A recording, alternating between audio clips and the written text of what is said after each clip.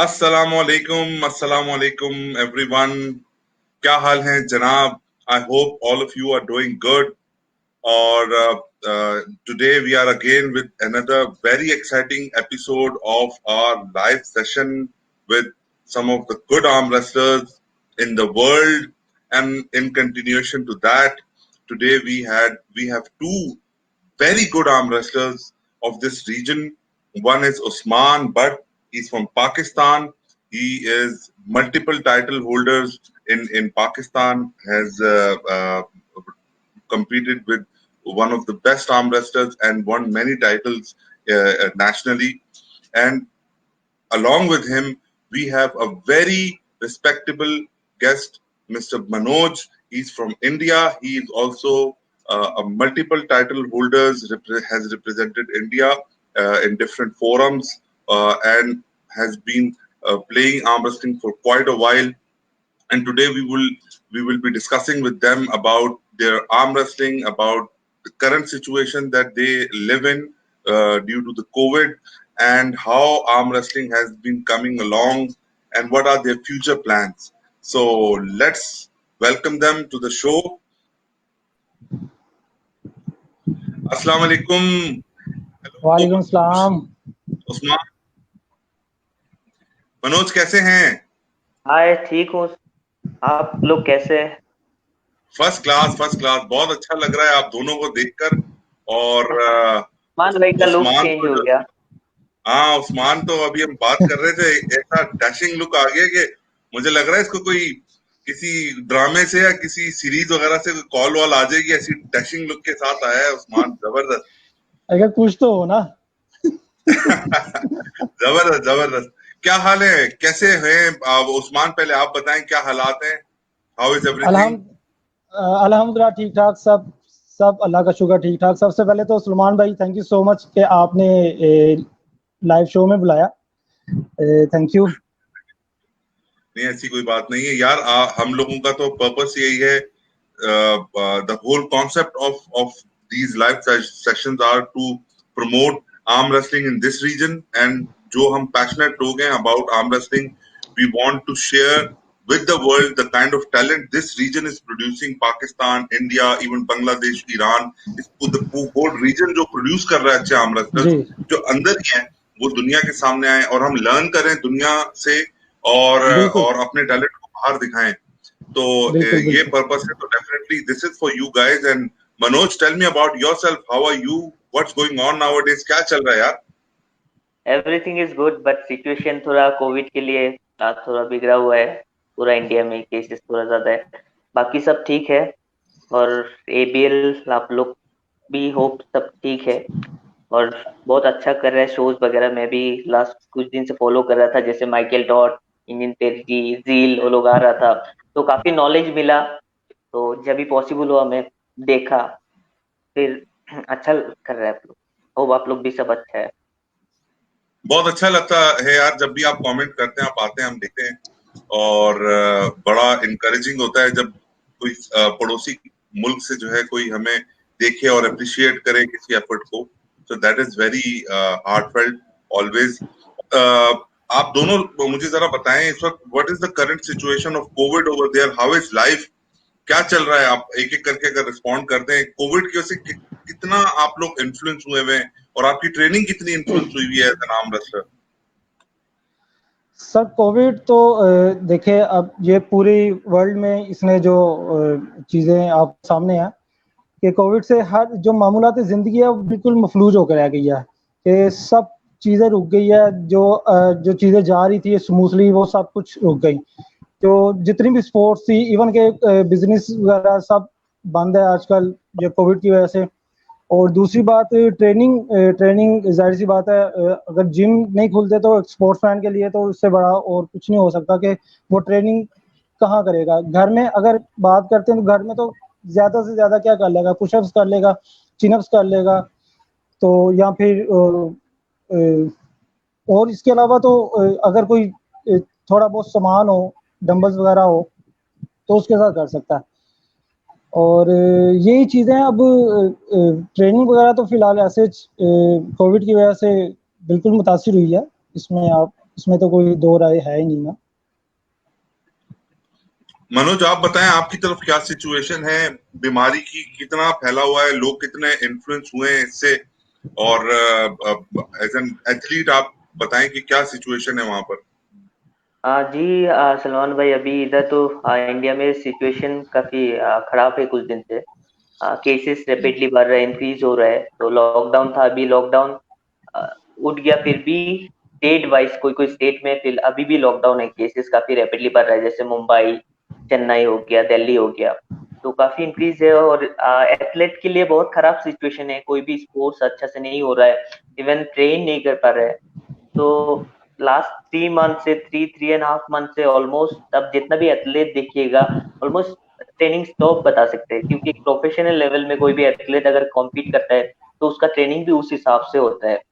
तो घर में आपका वेट रह जाने से भी वो उतना अप टू द मार्क नहीं है, आप नहीं कर सकते हैं। तो जो भी हो उससे मैनेज करना पड़ता है। तो ऐसे ही है। ओके, तो चले आप पहले तो ये बताएं कि आप दोनों माशाल्लाह इतने जबरदस्त प्लेयर्स हैं, तो आर्म रेसलिंग ही क्यों चुनी? इतने माशाल्लाह फिट लोग हैं, आर्म रेसलिंग तो काफी डिमांडिंग गेम है, फिजिकल, बड़ा तकलीफ दे गेम है। तो why arm wrestling Usman, why have you chosen arm wrestling? क्यों आपने आर्म रेसलिंग सारी सेलेक्ट की है? सर आर्म रेसलिंग, अब अगर मैं आपको कहूँ कि वही जो चीज़ स्टार्ट करनी होती है, और एक ही बात है उसकी। जब हम स्कूल कॉलेज वगैरह में थे तो वहाँ पे फ्रेंड्स वगैरह से आर्म रेसलिंग करते थे, तो वहाँ से थोड़ा फील किया कि भाई आप आर्म रेसलिंग कर सकते हो। तो इस वजह से वो फिर शौक भी पड़ा, फिर फ्रेंड्स ने भी कहना शुरू किया कि यार आप इसको ना फील्ड में प्रोफेशनली आ जाए। तो फिर सर्च वगैरह किया, यूट्यूब पे गूगल्स वगैरह किया। फिर इंटरनेशनली जब ये गेम देखी तो वो तो एक बिल्कुल डिफरेंट सिनेरियो था ना, कि हमारी आर्म रेसलिंग पहले क्या थी कि हम बाजू स्ट्रेट रखना है जी, शोल्डर नहीं हिलाना, सिर्फ एल्बो हिलनी चाहिए, हाथ एक दूसरा हाथ पीछे हो। तो ये तो एक, जब यूट्यूब वगैरह देखी, एक बिल्कुल डिफरेंट सिनेरियो था। फिर इसके बारे में देखा, पढ़ा, सर्च की कि यार ये भी एक गेम है, इसमें प्रोफेशनली आना चाहिए। फिर आस्ता आस्ता इसको इसके पीछे गए। फिर अल्हम्दुलिल्लाह काफ़ी फ्रेंड्स से मुलाकात हुई जो इस फील्ड से रेलिवेंट थे। हमारे बड़े अच्छे दोस्त हैं हाफिज हैदर, शायद आप जानते हैं। अच्छा, हाँ हाँ। उससे मेरी मुलाकात हुई। उसने मुझे बताया कि यूट्यूब पे आप किस नाम से सर्च करें। वो फिर हाफिज हैदर ही था जो फिर मुझे कैसर भाई के पास लेके गया, कैसर खान साहब के पास। तो वहां से अच्छा फिर अल्हम्दुलिल्लाह कैरियर स्टार्ट किया। यार, बहुत लोग आप लोगों को हेलो हाय कह रहे हैं, मैं उसको स्क्रीन के ऊपर दिखा तो रहा हूँ। आई होप आप लोग उसको देख भी रहे हो, और जल्दी जल्दी अगर किसी को हेलो हाय करनी है आपने तो नायक नाथ कह रहे हैं आपको, मेरे ख्याल से मनोज आपको एड्रेस कर रहे हैं। इसके अलावा बिलाल रजा आपको कह रहे हैं, उस्मान ग्रेट, उस्मान भाई। इसके अलावा मानी भट्ट, मानी भट्ट, ये कौन सा वाला मानी भट्ट है? उस्मान भट्ट शहजादा, शहजादा तो लग रहा है आज माशाल्लाह, पुर्तगल वाला शहजादा लग रहा है। Thank you. नायक प्यार है आप लोगों का। नाथ, आज today we have a lot of Indians माशाल्लाह भैया। आज तो बड़े, आज तो जो है ना, बड़ा मनोज ने बड़ा क्राउड जो है वो इंडिया से पुल कर लिया इधर। अच्छा है, गुड है। अच्छा, सो मनोज, स्टार इंडिया का विजन होगा। हाँ बिल्कुल। तो नहीं मनोज, नहीं, सेम क्वेश्चन टू यू, क्यों आर्म रेसलिंग ही क्यों यार? और बहुत स्पोर्ट्स थी, और इंडिया में तो बड़ी स्पोर्ट्स को काफी प्रमोशन मिलती है, अच्छे एवेन्यूज हैं स्पोर्ट्स के। सो व्हाई ओनली मैं सवाल ये इसलिए कर रहा हूँ क्योंकि ये एक ऐसा स्पोर्ट्स है जो बहुत ज्यादा पॉपुलर नहीं है, ठीक है? अभी ये अपनी पॉपुलैरिटी ले रहा है हमारे मुल्क और ग्लोबली भी। तो why you chose this game? Actually देखिए, मैं छोटा से स्पोर्ट्स का साथ जुड़ा हुआ था। स्कूल में जो भी होता था, लाइक स्कूल वीक में, तो पार्टिसिपेट करता रहा हर एक में। तो क्या हुआ, हम लोग, मैं ओरिजिनली असम से बिलोंग करता हूँ। तो असम अच्छा में क्या होता है, हर एक कॉलेज में कॉलेजेस में कॉलेज वीक में आर्म रेसलिंग होता ही है, मतलब तो कॉलेज वीक में एवरी वीक देखने ही मिलते हैं। तो मैं जब प्लस 12 में था फर्स्ट खेला था आर्म रेसलिंग, जस्ट ट्राई किया था, तो मैं एक ही मैच जीता था, फिर हार गया। फिर उसके बाद मुझे समझ में नहीं आया कैसे खेलता है। जो चैंपियन बना वो लोग ट्रेनिंग करता था, तो मुझे पता नहीं चला उसका पैर का position and all totally different था, कुछ समझ नहीं आया मुझे। फिर नेक्स्ट ईयर जब मैं ग्रेजुएशन बीकॉम में था फर्स्ट ईयर में, तो कॉलेज में ऐसे ही कॉलेज वीक होते हैं, तो उस टाइम मैं कॉलेज में भी स्पोर्ट्स सेक्रेटरी था, तो सारा गेम्स वगैरह ऑर्गेनाइज करना मेरा रेस्पॉन्सिबिलिटी मेरा अंदर में आता था। तो उस टाइम में जो आर्म रेसलिंग ऑर्गेनाइज करने आता है ऐसे जज अभी है Arup Rajkor, is my trainer, is from Assam Dibrugarh. तो जब आया था उन्होंने था, तो मैंने ऐसे पार्टिसिपेट किया। I was very thin, I was 55 KG, तो मैं अपना वेट क्लास में चैंपियन मारा उस टाइम। उसका बाद क्या होता है, ओवरऑल चैंपियन ऑफ चैंपियन जो होता है, तो 60 70 80 90 सब था। तो मैंने चैंपियन ऑफ चैंपियन भी मारा, and I was the light weight player in that championship in college. तो उसका बाद कुछ फील हुआ एक चैलेंजिंग ग्लैमर है गेम में, चैलेंजिंग टाइप का है।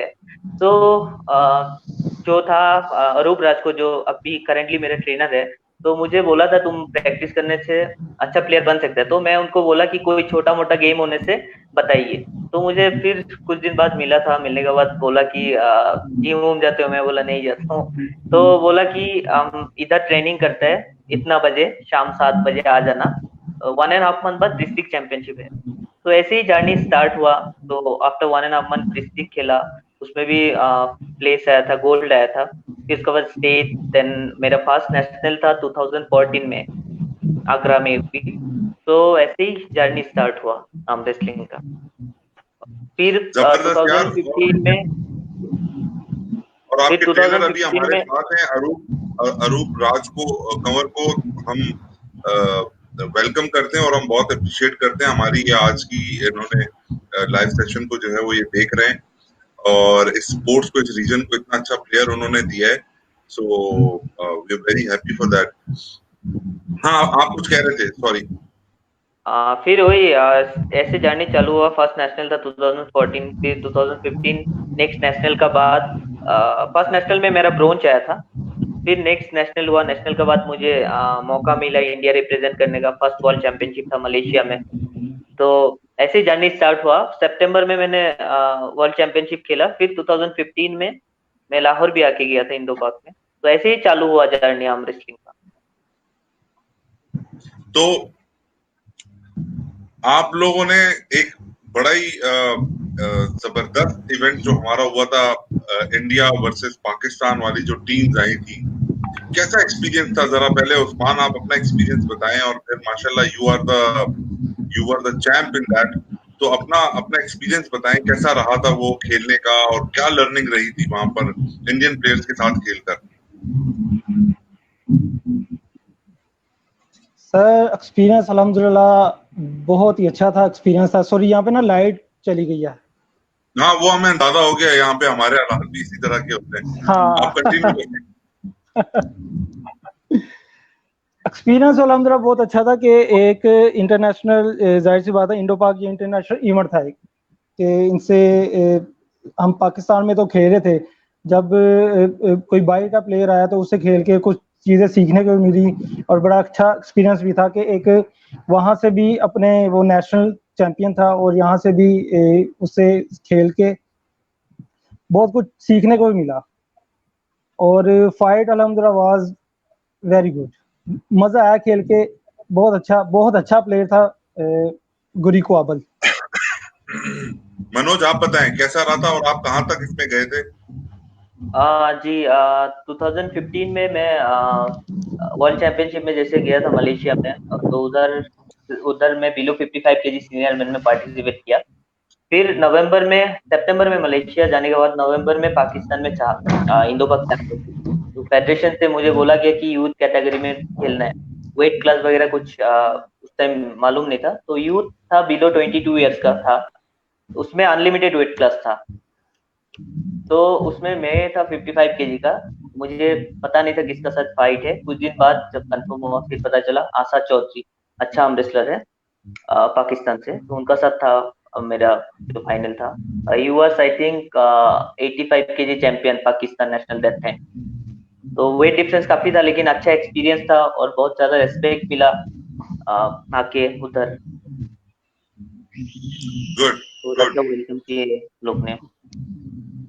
तो अभी उसके बाद का मुझे बताएं, वो आपका जो इवेंट हुआ, अच्छा उससे रिलेटेड एक हमेशा कंट्रोवर्सी सुनने को मिलती है, जो उनके सवाल से भी बात करूं और मनोज जवाब देंगे। अमूमन लोग कहते हैं कि यार वहां उस वक्त जो टीम आई थी वो टीम जो है वो सही ओरिजिनल टीम नहीं थी, और ये था और वो था, और इधर उधर की बातें आगे पीछे की लगाते हैं। तो ये बताएं इसके बारे में क्या पर्सपेक्टिव है कि टीम जो थी वो ठीक थी नहीं थी, ये जो एक कंफ्यूजन है इस चीज को लेकर, ये जरा क्लियर करें कि कौन थे प्लेयर। वैसे बात है आप भी उसी टीम का हिस्सा थे। एग्जैक्टली देखिए, आपको बताना चाहता हूँ, इंडिया अगर आर्म रेसलिंग में लिया जाए तो लास्ट 43 ईयर से इंडियन आर्म रेसलिंग फेडरेशन जो है। लेकिन इंडिया में आप देखा जाए तो आप देखिएगा तो 5-6 फेडरेशन है, लाइक कुछ कुछ अपना तो करते रहता है। तो ऐसे अभी जो है, अभी प्लेयर को क्या हुआ, पहले कोई ऑप्शन नहीं था, अगर आपको एशियन खेलना है, वर्ल्ड खेलना है तो इंडियन आर्म रेसलिंग फेडरेशन उससे ही करना है। लेकिन अभी जैसे पैल ने, आपको मालूम ही होगा, इंडिया में फर्स्ट जब आया था बुलडॉग आर्म रेसलिंग का साथ उनका एग्रीमेंट हुआ प्रोफेशनल आर्म रेसलिंग करने के लिए, यूआरपीए रैंकिंग सिस्टम करने के लिए, जिसका थ्रू प्लेयर को वर्ल्ड वाइड रैंकिंग मिलेगा। तो उसका बाद काफी बड़ा कंट्रोवर्सी हो गया। तो फेडरेशन ने हम लोग को बताने लगा कि इधर जो खेलेगा बैन है। तो ऐसे ही पहले क्या था, प्लेयर को कोई भी अगर कुछ बोला, फॉर एग्जांपल अभी बता रहा हूँ, ऐसे विदाउट फेडरेशन का परमिशन ऐसे कोई लाइव भी नहीं आ सकता है, ऐसे था सिचुएशन। तो federation, Indian arm wrestling federation जो है आईएफ बोल के है, डब्ल्यूएफ का अंडर में जो एफिलिएटेड है, 43 ईयर्स से इंडिया में है। तो ऐसे सिचुएशन था, जो मेन लोग है उसका ऊपर कुछ नहीं बोल सकता है। और मैं बताना चाहता हूँ, फर्स्ट इंडो पाक में जो आया था इंडियन टीम, उसमें से फेडरेशन का मनोज नायर सर आया था, उनको छोड़ के किसी को नहीं जानता हूँ, मैं नहीं जानता हूँ, और इंडियन कोई भी अच्छा प्लेयर नहीं जानता है। तो किस बेसिस से सिलेक्शन किया, किस बेसिस से मैच हुआ, कुछ पता नहीं। लेकिन हाँ, सेकेंड इंडो पाक में जो आया था उसमें आप मेहंदी ले लीजिए, अच्छा प्लेयर है, गुरी इकबाल अच्छा प्लेयर है, फिर जगदीप भी अच्छा प्लेयर है, प्रिंस भी अच्छा प्लेयर है, और करण आया था अच्छा प्लेयर है। लेकिन फर्स्ट इंडो पाक में जो आया था, फिर लेडीज का टीम आया था सेकेंड इंडो पाक में, वो लोग भी अच्छा था। लेकिन फर्स्ट इंडो पाक में जो भी प्लेयर आया था, किसी को कुछ नॉलेज नहीं था कहाँ से कब किया, कैसे सिलेक्शन हुआ, इसका बारे में। तो अभी जो प्लेयर है इंडिया का, इंडियन आर्म रेसलिंग का आप ले लीजिए, top 70-80% player they join PCI, Board of Control for Arm Wrestling India. It's affiliated under IFA, Indian International Federation of Arm Wrestling, जो ईगोर का है, पैल का, और WF का कंट्रोवर्सी के बाद जो न्यूली फॉर्म हुआ, तो उसका साथ। तो होप कि अभी जो भी होगा आगे सही होगा। अच्छा, अभी थोड़ा सा रिपीट और कर दें ताकि हमें भी लर्निंग हो, हम भी हमारे यहाँ भी जो इम्प्रूवमेंट हम लेकर आ सकते हैं। थोड़ा सा अभी करंट सिचुएशन बताएं कि अभी करंटली इंडिया की जो फेडरेशन हैं वो उसमें क्या है, और किसके पास कितने प्लेयर्स हैं, और इवेंट्स कैसे हो रहे हैं, प्लेयर्स की स्प्लिट कितनी है। ओके, अभी जो नेशनल होता है आईएफ का, मैं आईएफ का पार्ट था 2014 से, मेरा फर्स्ट नेशनल था 14, 15, 16, 17, 18, 5 इयर्स में नेशनल खेला इंडियन आर्म रेसलिंग फेडरेशन का अंदर में। और लास्ट 5 इयर्स से आईएफ में मैं चैंपियन था अपना वेट क्लास में। तो अभी क्या हुआ, 2018 में जब पैल आया इंडिया में फर्स्ट टाइम, और फर्स्ट टाइम जैसे मौका मिला इंडियन प्लेयर को जुलोर टीम जैसे वर्ल्ड स्टैंडर्ड लेवल में compete करने के लिए थ्रू क्वालिफिकेशन, उसका बाद से कंट्रोवर्सी चालू हुआ। उसका बाद क्या हुआ, एक अलग सा मूवमेंट है इंडियन आर्म रेसलिंग में। आप अगर देखिएगा तो जितना भी फेडरेशन का था, ऑलमोस्ट टॉप 70-80% प्लेयर जो है बुलडॉग आर्म रेसलिंग बोल के है, जो पैल का पैल इंडिया बता सकते हैं, पैल का साथ टाई अप है, तो उनका साथ जुड़ गया काफी प्लेयर। जुड़ने का साथ साथ प्लेयर को बताया गया था आप अगर उधर खेलने जाओगे तो बैन है। बैन का रीजन क्या है कुछ मालूम नहीं। लेकिन प्लेयर को इधर पेल इंडिया बुलडॉग के अंडर में खेल के काफी फायदा मिल रहा था। इवन प्लेयर का travelling by flight, staying in 3 star 5 star hotel, सब कुछ बेयर कर रहा था और अच्छा कैश भी मिलने लगा था और प्लेयर को एक प्लेटफॉर्म मिल रहा था उधर से पार्टिसिपेट करने के लिए प्रोफेशनल इवेंट में।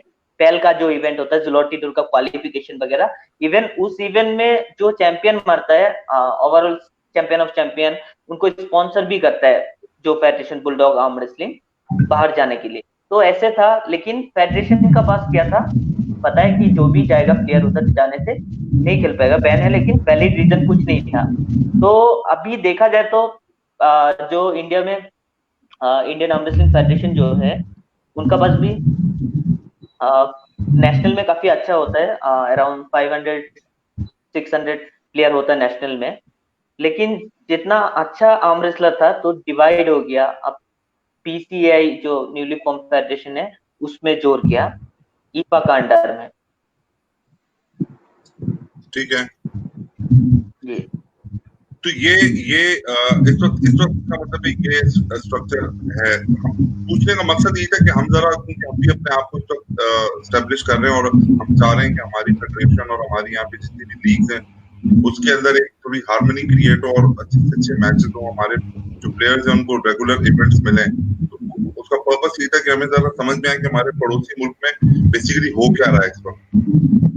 थोड़ा ट्रेनिंग के बारे में बताएं उस्मान, कि अपनी क्या रखते हैं आपकी, थोड़ा सा आज आप काफी इंडियन प्लेयर्स भी देख रहे होंगे, इंडियन ऑडियंस भी देख रही है, थोड़ा बताएं कि आपकी अप्रोच क्या है टुवर्ड्स योर गेम। स्टार्ट में क्या थी, अभी चेंज कर दिया गेम आपने during with the passage of time, और ट्रेनिंग में आपने क्या चीजें रखी हुई, अपनी किन चीजों के ऊपर फोकस कर रहे हैं, पूरा वीक का कैसे ट्रेनिंग आपने शेड्यूल की भी होती है जब आप कॉम्पिटिशन को अप्रोच करते हैं। सॉरी, रिपीट करेंगे जरा, डिस्टॉर्शन हो रही थी। अच्छा, मैं ये पूछ रहा था कि आप अपना थोड़ा सा ट्रेनिंग का बताएं कि आपने अपनी ट्रेनिंग जो है वो कैसे प्लान की हुई है। पहले जो आप जिस प्लेइंग स्टाइल में खेल रहे थे वही प्लेइंग स्टाइल आज भी है आपका, या कुछ चेंज हुआ है और उसकी वजह से आपने अपनी चेंज की है ट्रेनिंग? थोड़ा सा इसके ऊपर थोड़ा शेयर करें हमारी ऑडियंस के साथ। हाँ जी, प्लेइंग स्टाइल तो वर्सटाइल स्टाइल है मेरा। मतलब कि अगर मैं टॉप रोल खेलूं तो उसको वो स्टेज पे आके एट दी स्टेज भी वो जब हाथ पकड़ते हैं तो फिर थोड़ा सा अंदाजा भी होता है कि इस प्लेयर के साथ किस तरह से खेलना है, या किसी और कोई प्लेयर आ जाए तो उसके साथ किस तरह अगर खेलना पड़े तो हम खेल सकते हैं। तो ट्रेन तो मैं अल्हम्दुलिल्लाह अपना टॉप भी ट्रेन करता हूँ, हुक भी ट्रेन करता हूँ, इवन के साइड प्रेशर भी। ये सारी चीज़ें कंपटीशन में मद्देनजर रख के मैं सारी चीज़ों को ट्रेन करता हूँ, क्योंकि कोई भी प्लेयर किसी भी टाइप का होता है, किसी भी स्टाइल का होता है, तो उसके साथ उस तरीके से खेलना पड़ता है। अच्छा, और पूरा अपना थोड़ा वीक का शेड्यूल बताएं कि किस तरह आप जिम ज्यादा कर रहे होते हैं, आप टेबल टाइम ज्यादा देते हैं, या हफ्ते में कितनी दिन टेबल टाइम पर तवज्जो देते हैं, इससे जरा शेयर करें। हाँ जी, पूरे वीक जो होता है, पूरे वीक में तो जिम ट्रेनिंग लाजमी होती है। जिम ट्रेनिंग से कोई भी छुट्टी नहीं होती। मतलब कि हफ्ते में 7 दिन है तो 6 दिन लाजमी जिम ट्रेनिंग है। अगर आप टेबल टाइम की बात करें तो thrice in a week table time लाजमी है। आर्म रेसलिंग अगर आप वेट ट्रेनिंग करते रहेंगे तो नो डाउट आप में पावर आएगी, स्ट्रेंथ आएगी, लेकिन जो आर्म रेसलिंग की टेक्निक है, जो आर्म रेसलिंग की मूव्स है, वो आपको टेबल टाइम देने से ही आएगी। जब तक आप टेबल पे टाइम स्पेंड नहीं करेंगे तो आप अपना जो है जो आर्म रेसलिंग की जो भी टेक्निक आपने खेलनी है, जो भी स्टाइल खेलना है, आप बगैर टेबल के नहीं खेल सकते। तो इसलिए वेट ट्रेनिंग के साथ लाजमी है कि ज़्यादा से ज़्यादा टेबल पे टाइम स्पेंड करें, डिफरेंट हैंड्स पकड़ें, ताकि आपको जब स्टेज पे जाएं, जितना आप प्रैक्टिस में अच्छे होंगे, आपको जब मैच में जाएंगे, कंपटीशन में जाएंगे, तो आपके लिए उतना ही आसान होता है, क्योंकि डिफरेंट हैंड से आप प्रैक्टिस करते हैं तो आपको अंदाजा हो जाता है चीज़ों का। तो फिर एकदम से वो जो होता है ना कि यार अब क्या करना है, तो वो वाली सिचुएशन नहीं होती। Practice makes a man perfect. Manoj, आप बताएं, आप किस तरह आप प्लान करते हैं, और आपका भी ट्रेनिंग स्टाइल सेम ही रहा है या आपने चेंज किया है over a period of time, वक्त के साथ चेंज किया आपने अपनी ट्रेनिंग और अपनी प्लेइंग स्टाइल को मद्देनजर रखते हुए? जी ऑफ कोर्स, लाइक ट्रेनिंग जो रहता है 4 to 5 days जिम हिट करना होता है, उसमें आपका स्ट्रेंथ ट्रेनिंग होता है, और मेनली जो मैं फोकस करता हूँ पूरी ट्रेनिंग के लिए, आर्म रेसलिंग एक ऐसे गेम है जिसमें साइज मैटर नहीं करता है, और हम लोग साइज के लिए, मेरा बता रहा हूँ पर्सनली, साइज के लिए वर्कआउट नहीं करते कभी भी। तो मैक्सिमम कंसंट्रेट करता हूँ जो भी है जिम, वीकली 4-5 डेज हिट करना होता है, उसमें मैक्सिमम पूरी ट्रेनिंग वगैरह रहता है। जैसे आप डिफरेंट हैंडल, जैसे मोजेराको का जो हैंडल है काफी इफेक्टिव है, तो उस हैंडल से डिफरेंट डिफरेंट एंगल के लिए आप कर सकते हैं ट्रेनिंग। इवन टॉप रोल का भी आप कर सकते हैं, उसके अलावा फिंगर्स के लिए कर सकते हैं, डिफरेंट डिफरेंट हैंडल्स आता है तो उसमें ज्यादा फोकस रहता है।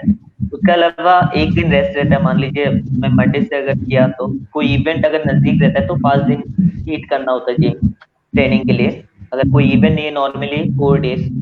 और अगर 5 डेज किया तो मंडे टू फ्राइडे, सैटरडे फिर रेस्ट होता है, देन संडे टेबल प्रैक्टिस रहता है, वीकली एक दिन टेबल प्रैक्टिस होता है। तो आई बिलीव कि वीकली एक दिन टेबल प्रैक्टिस एनफ है, क्योंकि आपका जो हैंड रिकवर भी होना चाहिए। अगर आपको रिकवर नहीं हुआ तो आपको फिर पावर गेन करने में प्रॉब्लम होता है, तो रिकवरी भी बहुत जरूरी है, और एक दिन रेस्ट कंपलसरी है, मैं मानता हूँ। ठीक है, ठीक है। थोड़ा डाइट के बारे में बताएं आप लोग, कि एक एक करके बता दें कि डाइट किस तरह की आप लोगों ने प्लान की हुई होती है। हम लोग जरा तो ज्यादा खींच के रखते हैं, पाकिस्तानी जो है आसतौर से उस्मान पंजाब के से ताल्लुक रखते हैं, तो इधर तो नो होल्ड बार्स होता है खाने में, जो है खींच। क्या कोई खास डाइट आप प्लान करते हैं उस्मान, या खुला?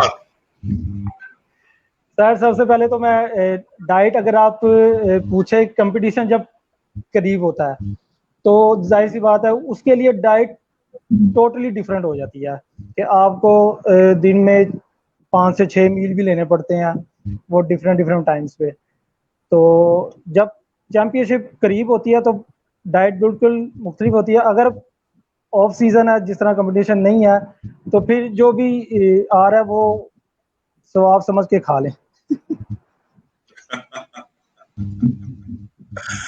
अच्छा माज, आप दोनों को सलाम दे रहे हैं, कराची के आम रेस्टर हैं, उन्होंने सलाम भेजा था वालेकुम सलाम। उस्मान को भी, और नमस्ते किया है इन्होंने मनोज को। तो ये दरअसल बड़े हमारे अच्छे एस्पायरिंग अपकमिंग आर्म रेस्लर हैं, इनको जरूर मेंशन करना चाहिए। अच्छा मनोज, आप जरा डाइट से रिलेटेड बताएं। आप मेरे ख्याल से वेजिटेरियन रखते होंगे? नहीं, नॉनवेज। हाँ, नॉनवेज चिकन वगैरह चलता है। तो डाइट मैं जब से चालू किया, मैं लाइट वेट में खेल रहा हूँ, लाइक 55 kg 60 kg नेशनल जितना भी खेला, 55-60 वही वेट में खेलता हूँ। और अभी जो है बेल का जो वेट क्लास है 57-63 से चालू है, तो मैं 63 में खेलता हूँ। तो मैं मेंटेन करके रखता हूँ वेट, क्योंकि मैं जितना भी पार्टिसिपेट किया बाहर में, इंडिया में चलता है, आप जो भी वेट क्लास में खेलिए, आप अगर फोकस करते हैं मुझे इंडिया में चैंपियन होना है, अपना नेशनल चैंपियन ही होना है, तो आप कुछ भी वेट क्लास में खेलिए।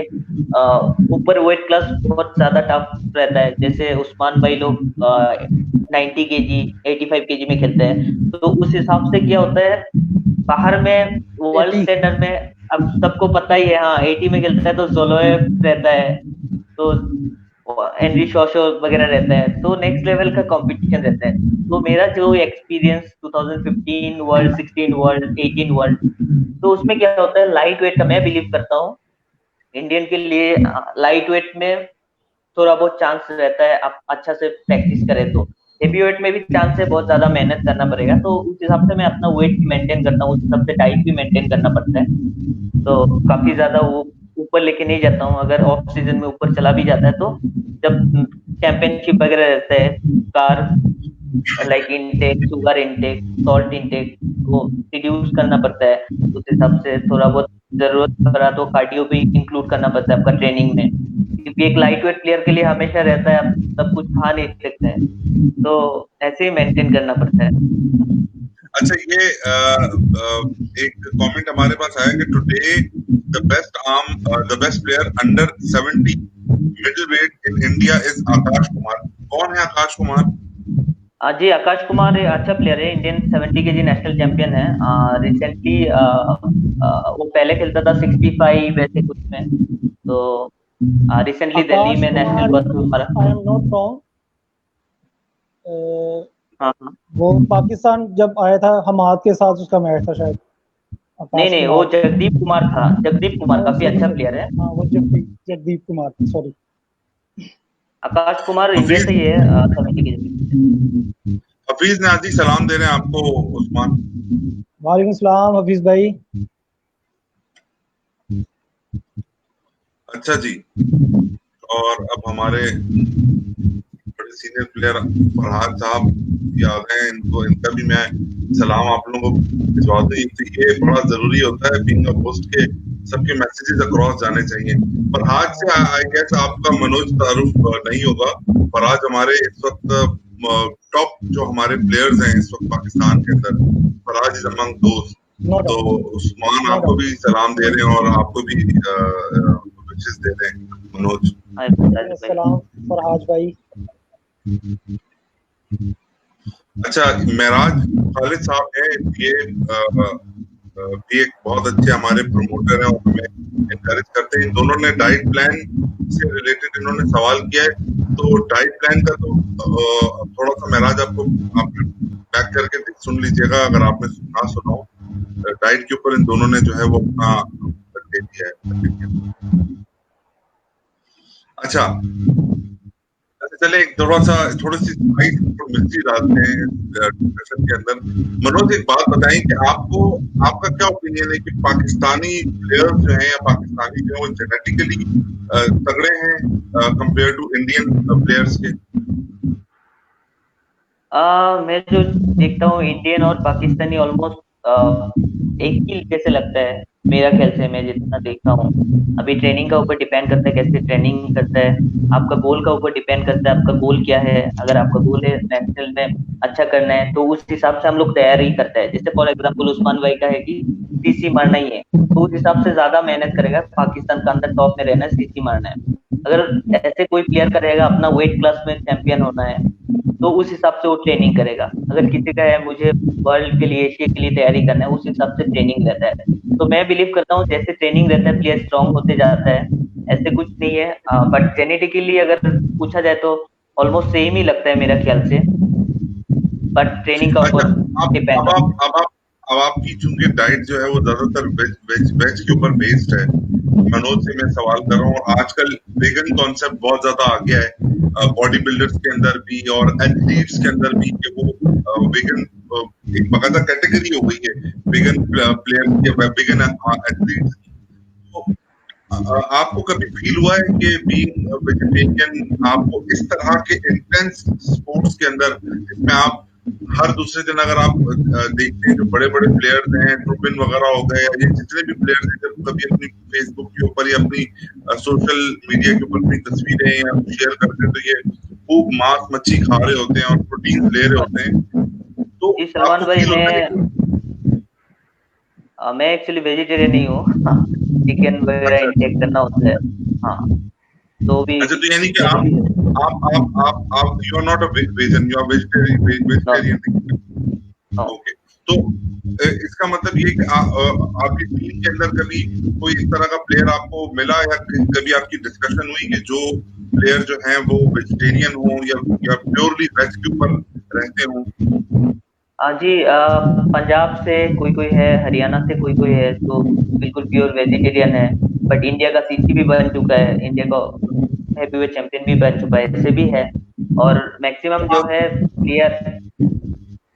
मैं जी इसलिए पूछ रहा हूँ कि वहां पे अवेयरनेस लेवल जो होगा वो वेजिटेरियन डाइट की हमारे मुकाबले में शायद ज्यादा हो, कि किस तरह एग्जैक्टली कौन कौन सी वेजिटेबल्स जो है ना वो प्रोटीन पूरी करेंगे, कार्बोहाइड्रेट्स पूरी करेंगे, रिक्वायरमेंट पूरी करेंगे और फिर इतना इंटेंस गेम खेलेंगे जिसमें इतना आपकी बॉडी हर्ट होती है। तो उसके बारे में ऑब्वियसली थोड़ा सा हमसे शेयर करें, हमारी थोड़ी सी मालूमात बढ़ाएं।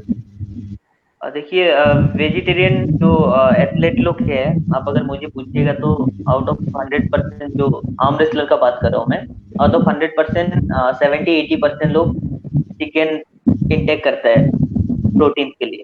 तो जब बाकी जो 20-30% है उसमें भी बहुत अच्छा प्लेयर है, कोई कोई पंजाब से हरियाणा से हम लोग उधर से।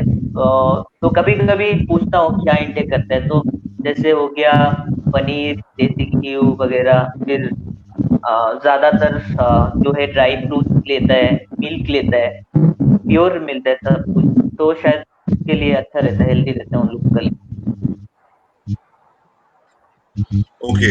अच्छा, ये बताएं कि अभी कोई रीसेंट आपका कंपटीशन था जो कोविड की वजह से पोस्टपोन्ड हुआ है? आप किसी कंपटीशन के लिए ट्रेन कर रहे थे आप, मनोज? जी अभी मलेशिया में एशियन चैंपियनशिप होने वाला था ईफा कांटर में, अप्रैल में होने वाला था, फिर कोविड के लिए पोस्टपोन होकर जुलाई में हुआ, तो उसके लिए ट्रेनिंग कर रहा था। उसके बाद जो वर्ल्ड चैंपियनशिप था इस बार फ्लोरिडा में था, तो सोचा था कि उसमें भी जाने के लिए, बट अभी तो कोविड के लिए सारा कुछ पोस्टपोन हो चुका है already।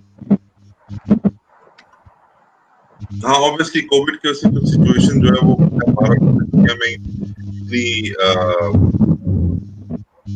इन्फ्लुएंस्ड है, इतनी खराब है। उस्मान, थोड़ा बताएं, आपकी कोई टीम है लाहौर के अंदर जिनके साथ आप टेबल वगैरह की ट्रेनिंग कर रहे होते हैं, या आपकी ट्रेनिंग ज्यादातर जो है वो इंडिविजुअल ट्रेनिंग ही आप कर रहे हैं? नहीं, हमारी लाहौर में बिल्कुल टीम है जिनके साथ मैं टेबल ट्रेनिंग कर रहा होता हूँ। वेट ट्रेनिंग तो जाहिर सी बात है वो बंदा खुद भी कर सकता है, लेकिन हफ्ते में 2-3 बार अगर वेट ट्रेनिंग टेबल ट्रेनिंग करनी है तो अपने कोलीग्स के साथ, जो हमारी लाहौर में टीम है उनके साथ टेबल ट्रेनिंग होती है, क्योंकि प्रैक्टिस तो उनके साथ ही है ना पंजों की। अकेले में मतलब आप जितना मर्जी मशीनों के साथ आप पुली कर लें या जो भी कर लें, रिस्ट रेंच कर लें या रिस्ट कर्ल वगैरह कर लें, तो आपको वो चीज़ नहीं मिलती जो आपको हाथ पकड़ के एक्सपोजर मिलता है। तो टेबल टाइम फुल टीम के साथ होता है, अकेले में नहीं होता। आप अभी आपको क्या लग रहा है कि लाहौर के अंदर जो है वो आपकी वेट कैटेगरी के अंदर या आप सुपर की वेट कैटेगरी के अंदर जो है वो कौन से ऐसे प्लेयर्स हैं जिनके अगर फर्ज करें हम इंडिया पाकिस्तान अगर कंपटीशन होता है तो लाहौर में से आपको क्या लग रहा है कि 70s में कौन से लड़के आने हैं, या 80s में 80-90 में कौन से लड़के आने हैं, और 90 अबव में कौन से लड़के आने हैं? सर अभी जो करंट सिचुएशन है ना, ज्यादातर जो लड़के हैं वो भी ये कोविड की वजह से उनसे भी प्रॉपर तरीके से कोई राब्ता नहीं है वो कि कौन क्या कर रहा है, क्या ट्रेनिंग कर रहा है। लेकिन कुछ है जिनके साथ राब्ता है, जिनके साथ बातचीत है, लाइक उस्मान गनी हो गया, नबील भाई हो गए, फिर शिदात कारी साहब हो गए। ऐसे और भी प्लेयर्स हैं जिनके साथ बातचीत होती है। वो है क्योंकि मेरी तो वेट कैटेगरी 80 है ना, उनकी तो फिर आगे प्लस 80 है, किसी की 90 है, किसी की 100 है, किसी की 110 प्लस है। तो ज्यादातर जो प्लेयर्स है ना उनसे बातचीत नहीं है, जो है उनसे है बातचीत।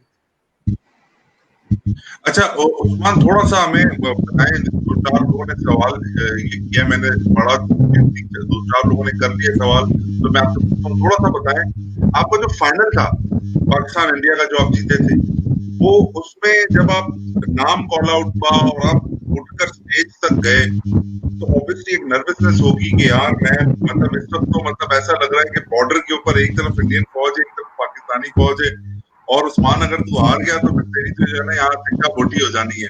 तो वो क्या नर्वसनेस थी, वो क्या मोमेंट था, और फिर उसके बाद उसमें जरा बताएं कि आपने जब उसका हाथ पकड़ा तो आपको कैसा महसूस हुआ, और कैसे आपने अपने आप को सेटअप कैसे किया मैच वो से पहले आपने अपने आप को सेटअप कैसे किया था कि कैसे आप अटैक करेंगे? थोड़ा सा अगर इसके ऊपर आप अपने ख्याल। एग्जैक्टली सर, आपको पता है जहाँ भी इंडो पाक की बात हो, जाहिर सी बात है ये एक बड़ा ही वो इमोशनल सीन हो जाता है कि यार पाकिस्तान वर्सेस इंडिया, क्योंकि वो भी हमारे भाई हैं, प्लेयर्स हैं, हमें रिस्पेक्ट करनी चाहिए। बिल्कुल एक प्लेयर को दूसरे प्लेयर की रिस्पेक्ट करनी चाहिए। तो जब मैच से पहले जाहिर सी बात है जो हमारे कोचेस वगैरह थे, कैसर खान साहब थे, उन्होंने पूरी टीम को एक माइंड सेट किया था उनका पहले, यार जो भी प्लेयर्स आ रहा है, कोई भी जाहिर सी बात आसमान से नहीं उतरा, प्लेयर आप भी है तो वो भी प्लेयर है, ठीक है। उन्होंने पहले हमारा माइंड बनाया कि कोई भी किसी को हवा नहीं बनाना, ठीक है, अपनी नेचुरल गेम खेलनी, जिस तरह आप खेलते हैं वैसे ही आपने गेम खेलनी है।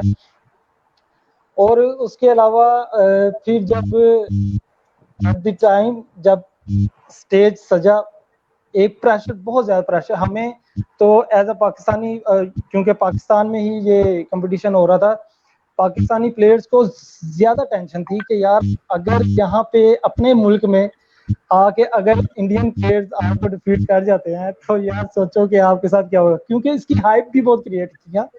इसकी एक तो हाइप बहुत क्रिएट थी कि सारे फ्रेंड्स को पता था, पूरी सबको पता था कि यार इंडिया से टीम आई है, यहाँ पे पाकिस्तान का मुकाबला। तो जब क्राउड देखा, वो मैं बता नहीं सकता कि इवन कि मेरी हार्ट बीट्स इतनी तेज थी कि मुझे ये लग रहा था कि मैं अभी गिर जाऊंगा, कि मेरा बीपी भी आप कह सकते हैं कि लो होना शुरू हो गया था। कि जाहिर सी बात है, एक टेंशन होती है, एक नया प्लेयर है, वो भी इंटरनेशनल प्लेयर है, तो उसके साथ फर्स्ट टाइम जब आप आर्म रेसलिंग करते हैं, कोई भी नया प्लेयर आ जाए, इवन के पाकिस्तान में भी अगर कोई नया प्लेयर आ जाए तो आपको परेशानी का सामना करना पड़ता है। मैं बता नहीं सकता, जब फिर तराना हुआ तो जाहिर सी बात है वो फिर एक इमोशनल हुआ, वो फिर उसके हमारी टीम्स के जो प्लेयर थे उन्होंने बहुत ज्यादा बैकअप किया कि यार उस्मान टेंशन आप नहीं मुझे लेनी, बताएं कि अपना जिस तरह जब आप खेलते हो। गो में जब गो हो रहा था, सवार ने प्लेयर इस तरह है, आप देख सकते हैं कि माशाल्लाह जो गुरी कॉर्नर था उसकी हाइट भी अच्छी थी, इवन के वो मसल्स उसके बड़े अच्छे थे, और हाँ, एक आप कह सकते हैं पंजाब बड़ा अच्छा थोड़ा सा इंटरनेट आपका हर्ट हो रहा है, थोड़ा अपनी पोजीशन चेंज करें, थोड़ा आपकी आवाज आवाज ऐसी पिक्चर जर्की आ रही है आपकी, थोड़ी सी पोजीशन चेंज करना है। हाँ जी, बेहतर है, अब बहुत बेहतर है। चले। अच्छा, तो एक वो भी था कि प्लेयर को भी देख के जाहिर सी बात है कंफ्यूज हुआ था मैं, इसमें कोई छुपाने वाली बात नहीं है कि यार अगर आपके साथ ने कोई तगड़ा अच्छा आदमी था, प्लेयर आपको बंदा नजर तगड़ा आता था। है तो प्लेयर को, बंदा तगड़ा था, ऊपर से सिख ब्रदर था, तो जाहिर सी बात है सिखों में आपको पता है पंजाब के लोग वैसे ही माशाल्लाह बड़े तगड़े होते हैं। तो जब रैडिको का टाइम था, मुझे यही बताया गया था कि आपने एंटी खेलना, आपने एंटी खेलना अपने ऊपर। तो वही हुआ एक बार जब रैडिको हुआ तो आपने हुक में उसको लेके गया हूँ, वो टॉप निकालने की कोशिश कर रहे थे लेकिन मैंने उनको हुक में लेके गया, तो जिसकी वजह से वो उनकी एल्बो भी उतरी, फाउल वगैरह भी हुआ, तो ये मैच इस तरीके से चलता रहा। खैर अल्हम्दुलिल्लाह फर्स्ट राउंड बाद में थोड़ी क्योंकि मैच तो बहुत लंबा हो गया था हमारा, और फाउल हो रहे थे, नहीं हो रहे थे, सब कुछ हो रहा था। तो फर्स्ट राउंड अल्हम्दुलिल्लाह विन किया। उसके बाद सेकंड राउंड की मैं आपको बात बताता हूँ, तो मैंने सोचा कि चले इस पे ना अप्लाई करके देखते हैं दूसरी चीज। तो मैंने ट्राई किया टॉप रोल जब मैंने खेला तो मैं ना फंस गया, तो मैंने फिर उसको छुड़वाने की कोशिश की। उसकी तो बाजू भी लंबा था, उसकी रिस्ट भी अच्छी थी, फिंगर्स भी अच्छी थी, हाइट भी अच्छी थी उसकी। हाँ सही बात है। हाँ, तो फिर मैंने छुड़वाने की तो मैंने कहा नहीं यार ये टॉप रोल का प्लेयर नहीं है, तुम उसको हुकी खेलो जो तुम खेल रहे हो, इज्जत इसी में ही है। फिर सेकंड राउंड अल्हम्दुलिल्लाह हुई, हुक मारा, फिर उसकी गुरी कोबल की एल्बो उतरी पैड से, फिर मैच रुक गया, फिर इस तरह फाउल होते हुए फिर स्ट्रेट 2 राउंड अल्हम्दुलिल्लाह जीत गया था। उसके बाद वो जो वीडियो आप में देख सकते हैं, वो जो जब मैंने उनकी वो नेक पकड़ी है, ये एक बड़ा क्वेश्चन ना मुझसे बहुत से लोगों ने किया कि यार तुमने जब उसकी गर्दन पकड़ी है उसको अपनी तरफ उन्होंने लोगों ने कहा कि यार इंडियन था इस वजह से तुमने ये एक्शन किया। मैंने कहा नहीं यार मेरी बात सुने, असल में जब मैच विन हुआ ना, दूसरा राउंड विन हुआ, तो मेरा हाथ गुरी कोबल का हाथ मेरे हाथ में था, मैंने ग्रिप की हुई थी, तो गुरी कोबल ना तेजी से निकला पीछे को। अच्छा, उस्मान उस्मान फिर से सिग्नल आपके ड्रॉप हुए लगता है थोड़े से, वीडियो फिर आपकी जर्क कर रही है। हाँ जी, अब ठीक है। हेलो, थोड़ी सी अगर अपनी लोकेशन चेंज कर लो। एक मिनट।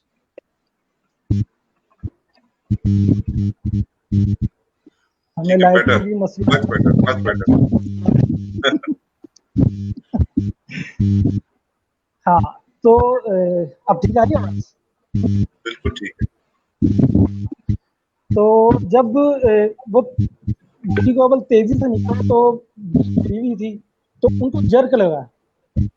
आप वीडियो में देख सकते हैं, उनको जर्क लगा, जिसकी वजह से उन्हें पीछे मुड़ के देखा। मैं उनको जो एक स्पोर्ट्समैन स्पिरिट दिखाना था, मैंने उनको अप्रिशिएट करने के लिए उनका हाथ पकड़ा हुआ था। तो मैंने उनको वैसे मैंने, आप कह सकते हैं, मैंने उनकी जब नक पकड़ी, मैं उनको गले लगाने लगा था, तो वो समझा कि मुझे ना वो तंग कर रहा है। तो वो थोड़ा सा, हाँ, उन्होंने अपनी बॉडी स्टिफ कर ली, जिसकी वजह से ना मैं उनको 2-3 बार ना जब किया अपने पास लाने के लिए, उन्होंने बॉडी स्टिफ की थी।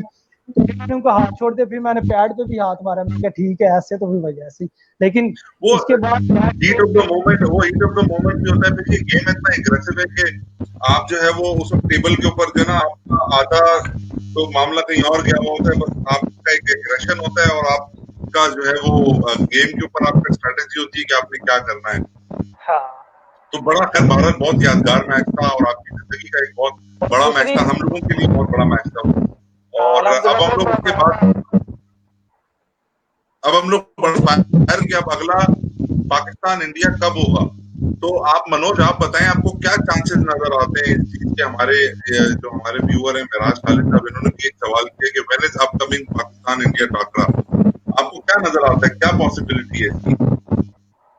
ये तो सिचुएशन के ऊपर डिपेंड करता है दोनों कंट्री का, बट मैं बिलीव करता हूँ अगर दोनों कंट्री चाहता है तो पोस्ट एक ऐसा चीज है जो हर एक कंट्री को जोड़ता है, जिसका कोई बैरियर्स नहीं है।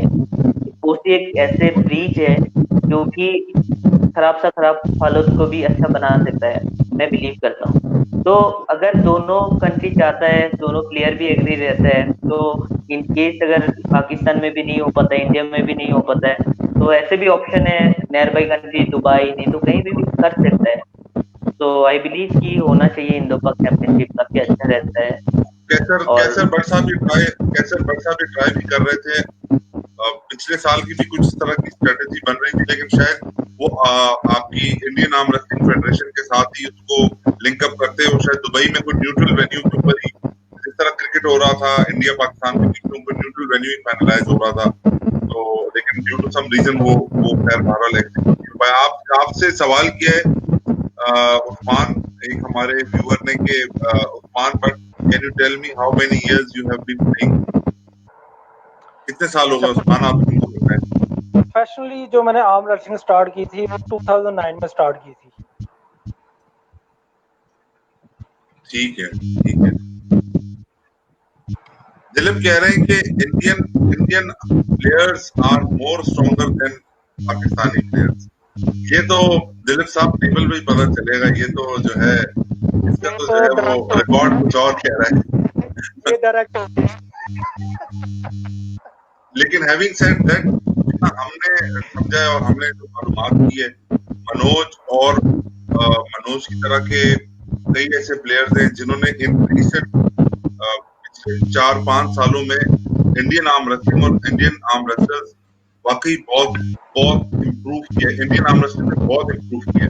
अब उसकी क्या रीजन है ये मैं नहीं जानता, वो मनोज शायद ज्यादा बेहतर बताएंगे, लेकिन ऐसा इम्प्रेशन आया है जहां पर ये जो इंटरनेशनली भी, अभी इन्होंने चाइना भी गए थे इंडिया से प्लेयर्स। मनोज कौन गया था, आप गए थे या जो अभी इंडिया में? चाइना में जी, मैं चाइना गया था, उधर सिल्वर मेडल था, चाइना ओपन वर्ल्ड चैंपियनशिप था जो पेल का था। और वहां पर टॉप 8 भी हुआ है। तो अब मतलब Indian players they have really improved, इसमें कोई शक नहीं है। लेकिन अभी जो है वो, टू बी वेरी ऑनेस्ट, ये चीजों का खैर बहरहाल टेबल पे ही पता चलेगा कि इंडियन आर्म रेसलर और पाकिस्तानी आर्म रेसलर जो है, इनका जो होगा, क्योंकि इसमें फिर हीट अलग होगी, इसमें फिर जो है वो आप सब जानते हैं, फिर गेम अलग लेवल पर होती है, फिर उसमें जान वान नहीं, उसमें फिर कुछ और ही मामला आ जाते हैं। इसमें मैं थोड़ा सा ऐड करना चाहूंगा। हाँ हाँ प्लीज।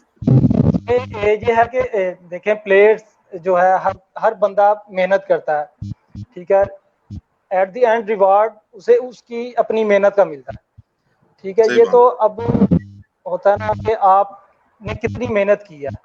अगर आप शेर हैं तो अगर सवा शेर आपको टकरेगा तो आपको डिफीट कर सकता है। अगर आपके लेवल का प्लेयर होगा तो आपको वो, और आप दोनों के लिए वो टफ टाइम होगा। No doubt no doubt. आपका मैच मनोज जी पूछ रहे हाफिज हैदर असद चौधरी के साथ हुआ था? ये फाइनल जो था असद चौधरी के साथ था। Asad was around 85 plus champion था पाकिस्तान का। मैं जस्ट वर्ल्ड खेल के आया था 55 केजी, तो बहुत और एक ही वेट था। बहुत बड़ा डिफरेंस। बिंदुसर वर्मा कह रहे हैं डोंट क्रिएट हेट है। वर्मा साहब हम ओपन क्रिएट, जिसकी वजह से इतना वर्मा साहब हम हेट क्रिएट नहीं कर रहे हैं, ये तो हुस्न है। इंडिया और पाकिस्तानी प्लेयर्स जब आपस में बैठते हैं तो ये मस्तियां जो है ये तो होती हैं इन एथलीट्स के अंदर। तो दिस इज ऑल लव, ये सब लव और उस अफेक्शन के साथ है, जिस लव की वजह से आज जो है वो मनोज ने हमें ज्वाइन किया और हमें इतना फॉलो कर रहे होते हैं और हमें इतना अच्छा लगता है, तभी this is all love, so this is no hate. वैसे देखिए, बात यह है कि स्टेज के हद तक सिर्फ एक अदावत होती है, वो भी अदावत नहीं होती, वो भी एक आपका पैशन होता है, हर प्लेयर का पैशन होता है कि यार उसने जीतना है। तो विन और lose it's a part of game. अगर आप ये कहें कि यहाँ पे नफरतें फैला रहे हैं, ऐसा कुछ नहीं है। यहाँ पे बातचीत हो रही है, अच्छे अंदाज में हो रही है, बड़े हो रही है भाई से भी। तो आप ये कह सकते हैं कि मेरा नहीं ख्याल कि अभी तक कोई ऐसी गुफ्तगू हुई है कि कोई गलत गेस्चर गया हो। तो बात ऐसे है, लाइक हम लोग को सिर्फ इंडिया बड़ा इम्पोर्टेंट मैसेज आया है मेरे ख्याल से, रॉनी सहगल साहब का आया है, और रॉनी सहगल कह रहे हैं congratulation Salman, Usman and Manoj, great initiative. I guess Ronnie Sahgal sahab, हाँ ये बुल डॉग के मेरे ख्याल से जी मैं ऐड करना चाहता हूँ। He is the founder of CEO of bulldog arm wrestling and he give the new face of Indian arm wrestling, Indian athlete. So he is the one who bring PAL to India। और जो like हमारा जो नया federation है BCI, board of control for arm wrestling India, he is the president and like सभी arm wrestler के लिए like बहुत रेस्पेक्टेड पर्सन है रॉनी सहगल जो है। रॉनी साहब सलाम है आपको, हमारी तरफ से बहुत ज्यादा रिगार्ड्स हैं आपके लिए। आप what you are doing for your country and for this game and in this region is highly appreciated and it is highly respected and we are working on the same concept, और we hope के एक दिन हम कोई collaboration भी इसी सिलसिले में करें, and we would really want you to come on our show and talk to us and share your experience with us, so that we can also learn something and we can come up with something very good for our players here in Pakistan. So kind of you to see our show and comment like that. ये बड़ा अच्छा लगा हमें, ये Ronnie साहब की आके जो है वो हमारे शो पे उन्होंने कमेंट किया है। अच्छा, तो अब आगे का क्या प्लान है मनोज, क्या है कुछ आगे का लाइनअप हुआ है आप लोगों का 2021 में? ऑब्वियसली कोविड की वजह से तो काफी चीजें अभी सब चीजें रुकी हुई है, लेकिन एक टेंटेटिव है कोई प्लान आप लोगों का क्या 2021 के लिए ये चीजें हम लोगों ने रखी थी करने को? एग्जैक्टली 2020 में बहुत बड़ा इवेंट होने वाला था इंडिया में। आपको जो बताया मैंने, लाइक ऑलमोस्ट 70-80% जो टॉप एथलीट है ज्वाइन किया बुलडॉग BCI PAL का अंडर में जो है। उस्मान मेरे ख्याल से चले गए, एक मिनट हम उस्मान को देखते हैं, अगर वो दोबारा आप कंटिन्यू रखें। उस्मान मेरे ख्याल से ड्यू टू सम रीजन बाहर गए। मनोज आप कंटिन्यू रखें, सॉरी टू इंटरप्ट यार। It's okay. तो आपको बता रहा था कि बहुत सारे इवेंट का प्लान था। आपको नॉलेज में होगा कि रील जो है इगोर मोजेरेंको जिल ऑलरेडी 3 टाइम्स इंडिया आ चुका है लास्ट 1.5 years में। तो हम लोग का बहुत बड़ा इवेंट है ये आर्म रेसलिंग को प्रोफेशनली ले जाने के लिए, और ऐसे कुछ प्लान था इंडियन एथलीट के लिए, और जिसमें एथलीट को बहुत ज्यादा बेनिफिट मिलेगा। ऐसे बहुत बड़ा इवेंट का प्लान था 2020 में, बट ड्यू टू कोविड शायद नेक्स्ट ईयर ये पोस्टपोन हो गया। तो प्लान तो है काफी ज्यादा। और एक बात मैं ऐड करना चाहता हूँ, जैसे अभी उस्मान भाई भी बता रहा था, जैसे प्लेयर तैयारी करते हैं, तो हम लोग को सिर्फ प्लेयर के हिसाब से सोचना नहीं चाहिए। अगर ये स्पोर्ट को आगे बढ़ाना है, हम लोग को ऐसे प्रोमोटर भी सोचना चाहिए। क्योंकि देखिए, मैं बिलीव करता हूँ हम लोग जितना गेम को प्रमोट करेंगे इंडिविजुअली के अलावा, तो उतना ज्यादा पॉपुलर होगा गेम। अगर गेम पॉपुलर हुआ तो एथलेट भी पॉपुलर होगा। तो जैसे फॉर एग्जांपल इधर डिस्कशन चल रही है इंडिया पाकिस्तान की, इंडो पाक की, तो हम लोग को ऐसे भी सोचना चाहिए कि हम लोग को एशियन के बारे में भी सोचना चाहिए। आप अगर देखिएगा बाहर का जो एथलेट लोग है, रशियन, यूरोपियन, कोई कंपैरिजन नहीं है एशियन एथलेट के साथ अपार्ट फ्रॉम कजाकिस्तान। तो अब अगर कजाकिस्तान को छोड़ दिया जाए तो अब देखिएगा मलेशिया, सिंगापुर, इंडिया, पाकिस्तान। तो अभी रिसेंटली लास्ट कुछ ईयर से काफी अच्छा एथलेट आ रहा है। जैसे मलेशिया से अभी रिसेंटली लाइट वेट का जो जुलॉटी में चैंपियन बना, चाइना में भी गया था, उसको भी सिल्वर मिला था 57 में, मुझे 63 में मिला। और जोली जोफी जो 70 केजी का है। तो ऐसे एथलेट लोग आ रहे हैं मलेशिया से, इवन सिंगापुर से। आप देखिएगा तो सिंगापुर से भी लो बिल्कुल। वैन बोल के कोई है 70 केजी का, लोवेंट बहुत वो भी अच्छा। जबरदस्त है, लोवेंट बहुत जी जबरदस्त है। जी। तो देखिए एकदम छोटा कंट्री सिंगापुर, मलेशिया कंपेयर करे तो इंडिया पाकिस्तान का साथ, लेकिन वो लोग अच्छा कर रहे हैं, प्रमोट कर रहे हैं, काफी इवेंट कर रहे हैं, एथलेट के लिए सोच रहे हैं। तो हम लोग को भी ऐसे सोचना चाहिए एथलेट के लिए, एशियन आर्म रेसलिंग को डेवलप करने के लिए। तो आई बिलीव कि बहुत ज्यादा पोटेंशियल है। जैसे कजाकिस्तान वर्ल्ड में टॉप है, अब रशियन का लेवल में है मान लीजिए एशिया में। तो ऐसे हम लोग भी कर सकते हैं। हम लोग अगर ऐसे कॉन्टिनेंट सोचे, एशियन कॉन्टिनेंट में कैसे प्रमोट करना है, डेवलप करना है, ऐसे अगर जितना इवेंट होते रहेगा, ऐसे जैसे एबीएल का शाबाज है शायद, उनसे बात हुआ था, तो उनका बोला था पेल से, ईगोर से बात हो रहा है ऐसे। तो जैसे फॉर एग्जांपल आएगा बाहर से पेल, उनका इवेंट ऑर्गेनाइज करेगा, उर्फा जैसे इवेंट, तो उसका थ्रू से क्या होगा, प्लेयर को बेनिफिट मिलेगा, एक्सपोजर मिलेगा। और मैं बिलीव करता हूँ जब तक एक्सपोजर नहीं मिलता प्लेयर को, तब तक हम लोग को नॉलेज में नहीं आता है कितना स्ट्रांग है। आप अगर बाहर जाके नहीं खेलते तो आइडिया नहीं लगता कितना स्ट्रांग है। सिर्फ हम लोग इंडो पाक के बीच में अगर सोचते रहे कि इंडो पाक करने से अच्छा होगा, तो ऐसे हम लोग बहुत इवेंट कर सकता है। जैसे इंडो पाक हो गया, फिर एशिया का बीच में इवेंट हो गया, तो एशियन चैंपियनशिप में पार्टिसिपेट करना एशिया से, उसके बाद वर्ल्ड में जाना, जुलॉटी में जाना। तो ऐसे हम लोग को गेम के लिए भी सोचना चाहिए, एशियन रीजन के लिए भी सोचना चाहिए। जितना स्पोर्ट्स को प्रमोट करेंगे उतना एथलीट को भी प्रमोशन मिलेगा, मैं बिलीव करता हूँ। और बाहर जाने के लिए बहुत अब सबको मालूम है इंडिया बहुत में अच्छी जैसे बहुत सिचुएशन। अच्छी बात की, जी। बहुत अच्छी इंडिया में बात जो की आपने। सिचुएशन, एग्जैक्टली इंडिया में सिचुएशन है, क्रिकेट छोड़ के ज्यादा बाकी इवेंट को उतना इंपॉर्टेंस दिया नहीं जाता है, उतना बेनिफिट नहीं मिलता है एथलीट को क्रिकेट को जैसे मिलता है। आई बिलीव पाकिस्तान में भी सेम ही होगा सिचुएशन। बिल्कुल। तो ऐसे प्लेयर को, एक प्लेयर जब अपना कंट्री को रिप्रेजेंट करता है, उनको कोई परेशानी नहीं होना चाहिए स्पॉन्सर के लिए, बाहर जाने के लिए। तो ये चीज तभी पॉसिबल हो सकता है जब भी जितना ज्यादा इवेंट होगा अपना कंट्री में, वैसे स्पॉन्सर जुड़ेगा, फिर अच्छा प्लेयर जो होगा बाहर जाने के लिए सपोर्ट मिलेगा। तो मैं बिलीव करता हूँ सबको मिल के सोचना चाहिए, सिर्फ इंडिया नहीं, पाकिस्तान नहीं, इवन एशियन रीजन को कैसे डेवलप किया जाए। जैसे झील फरली है, काफी अच्छा काम कर रहा है अपना रीजन में, मलेशिया में, सिंगापुर में, फिर वियतनाम वगैरह में काफी अच्छा प्रमोट कर रहा है, इसीलिए प्लेयर्स भी आ रहा है। आप देखिएगा जुलॉटी में, फिर काफी इंटरनेशनल चैंपियनशिप में मलेशिया का लाइट वेट का प्लेयर आ रहा है, फिर सिंगापुर जैसे छोटा कंट्री का लाइट वेट प्लेयर आ रहा है जो चैंपियन मार रहा है, वर्ल्ड क्लास प्लेयर से कम्पीट कर रहा है। वही। बिल्कुल, बहुत अच्छी बात की आपने, बहुत खूबसूरत बात की आपने, और ये हकीकत बात है।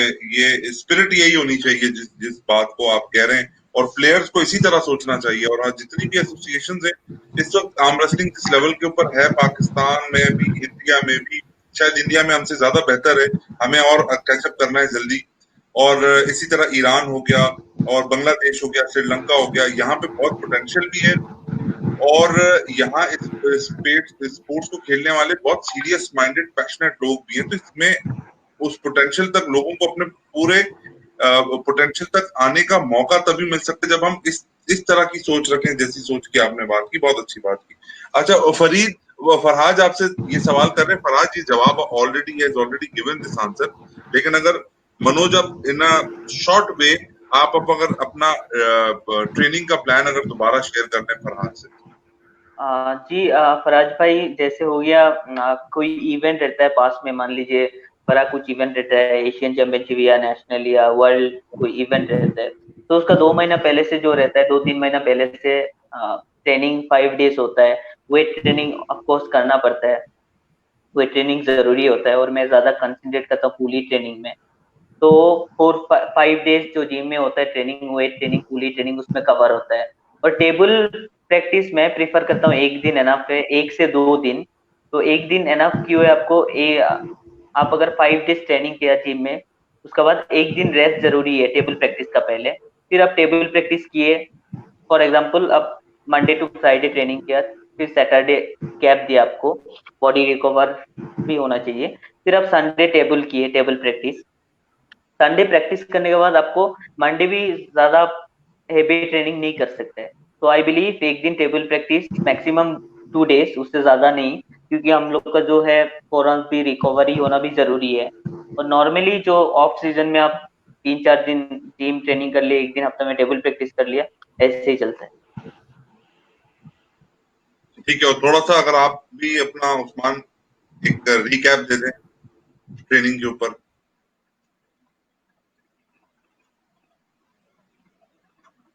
उस्मान की लगता है वीडियो पॉज हो गई है, उस्मान को सिग्नल की प्रॉब्लम आ रही है। उस्मान आवाज आ रही है मेरी? जी जी आ रही है। हाँ जी उस्मान, अगर जल्दी से आप अपनी ट्रेनिंग को आप भी थोड़ा सा बस खाली वीकली शेड्यूल खाली बता दें 1 मिनट में।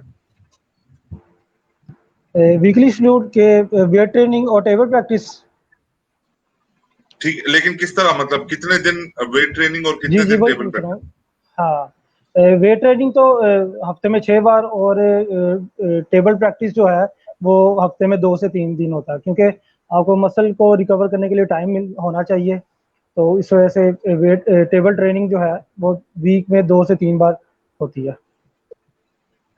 गुड। अच्छा मनोज, थोड़ा सा थोड़ा फाइनेंशियल साइड की तरफ भी आते हैं। जाहिर सी बात है, कोई भी प्लेयर जो होता है उसको अपनी ट्रेनिंग के ऊपर, अपनी डाइट के ऊपर, अपने ऊपर खर्चा करना पड़ता है, तो वो अपने आप को बना पाता है।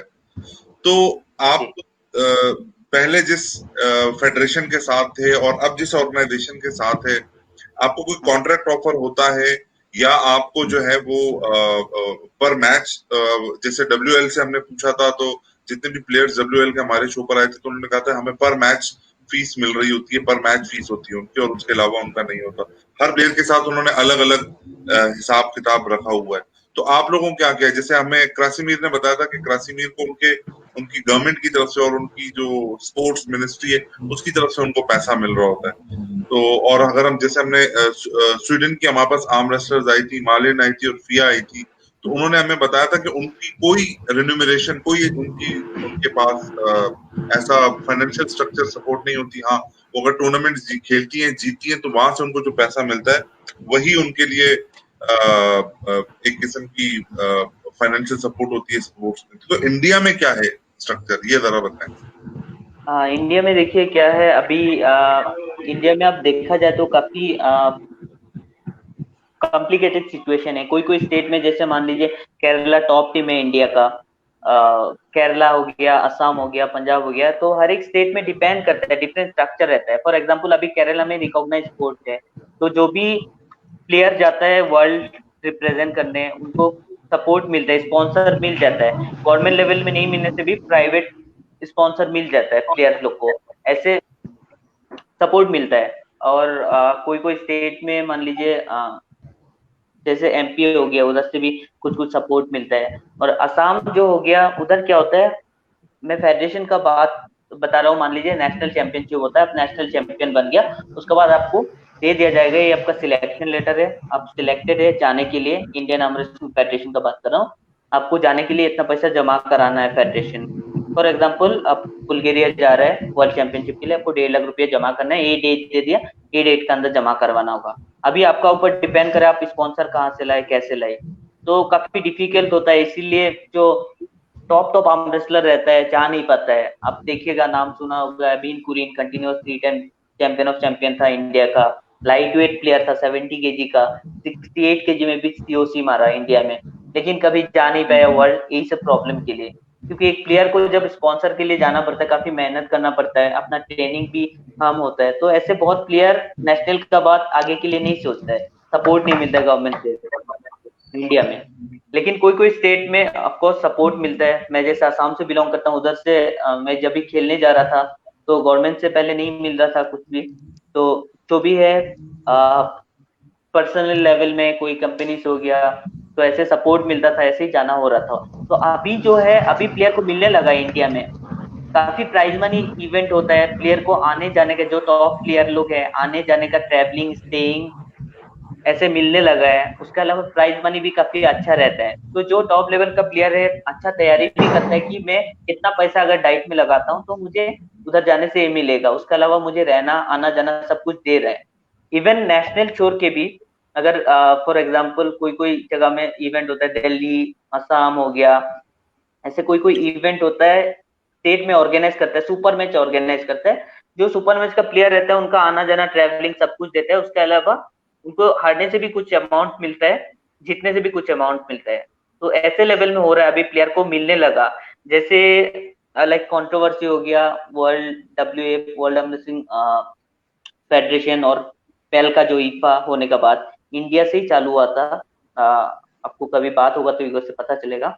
तो ऐसे होने का बाद अभी प्लेयर को बेनिफिट मिलने लग रहा है। जो IAFP है वो लोग भी प्राइज मनी इवेंट करने लगा है, क्योंकि प्लेयर नहीं रहेगा, कोई भी नहीं रहेगा, जो भी 30% बचा है वो भी नहीं रहेगा, तो इसीलिए वो लोग भी प्राइज मनी इवेंट करने लगा है। तो इधर भी जो है बुलडॉग आर्म रेसलिंग BCAI जो पेल का अंडर में है, प्रोफेशनल इवेंट काफी ज्यादा होता है, सुपर मैच वगैरह होता है, आर्म रेसलिंग शोडाउन होता है, उसमें प्लेयर को भी बेनिफिट मिलने लगा। तो अभी धीरे धीरे मिलने लगा है। इवेंट जो न्यूली फॉर्म फेडरेशन है, प्लेयर को कोई कोई सबको सपोर्ट नहीं कर सकता है। फॉर एग्जाम्पल 20-30 प्लेयर अगर वर्ल्ड जाने के लिए हुआ है, मान लीजिए पोलैंड में ज़लोटी जाने के लिए 30 प्लेयर निकला, तो 1 लाख करके भी लगा तो 30 लाख, इससे ह्यूज अमाउंट पॉसिबल भी नहीं है किसी के लिए सपोर्ट करना विदाउट गवर्नमेंट सपोर्ट।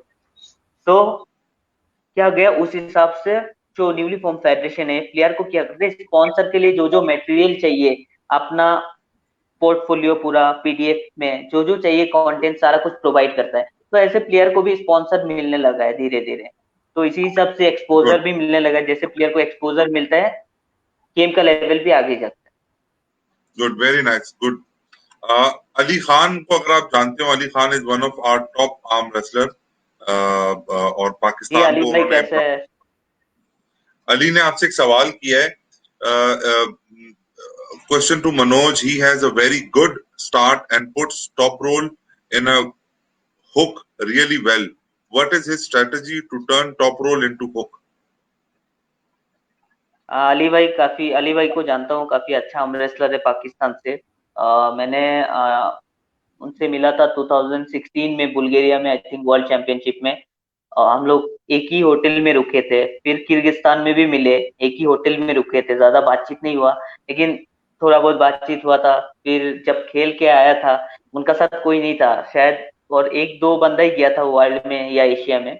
तो अब जब ही खेलने जाता है सपोर्ट करने के लिए कोई चाहिए, तो अली भाई जब खेल के आया, इंडियन टीम जो था उधर ही था, उनका कुछ था स्प्रे चाहिए जो भी चाहिए, तो हम लोग दिए ऐसे। तो उनसे जान पहचान है, काफी अच्छा रेसलर है। और हुक के बारे में अली भाई को काफी अच्छा नॉलेज रहेगा, काफी स्ट्रॉन्ग प्लेयर है। पर हाँ, मैं जैसे इनसाइड का प्लेयर हूँ, हुक का प्लेयर हूँ, तो मेरा दिमाग में हमेशा रहता है कि तो मेरा ओपोनेंट जो रहेगा वो अगर ग्रिप पकड़ने से पता चलता है क्या करेगा, तो मान लीजिए उसको पता चला मैं हुक में लेने वाला हूँ, तो उसका मेन मोटिव रहेगा कि ऊपर से निकालना है, फिंगर खोलना है। तो मेरा भी मेन स्ट्रेटेजी वही रहता है कि रेडी गो में, बस इनसाइड में अगर ले लिया तो गेम मेरा है। तो वही स्ट्रेटेजी रहता है, उसके लिए ट्रेनिंग भी डिफरेंट डिफरेंट एंगल में ट्रेनिंग भी करना पड़ता है, फिंगर्स के लिए वर्क करना पड़ता है। और अली भाई को तो अच्छा से नॉलेज रहेगा, काफी इवेंट भी पार्टिसिपेट किए, तो काफी स्ट्रॉन्ग प्लेयर है पाकिस्तान का। अच्छा, अली का ही एक और सवाल भी है मेरे ख्याल से, वो ये है कि आपसे पूछा है उन्होंने, मनोज, के he has moved from WAF to IAF. Does that affect his ability to participate in Indo-Pak organized by the current federation?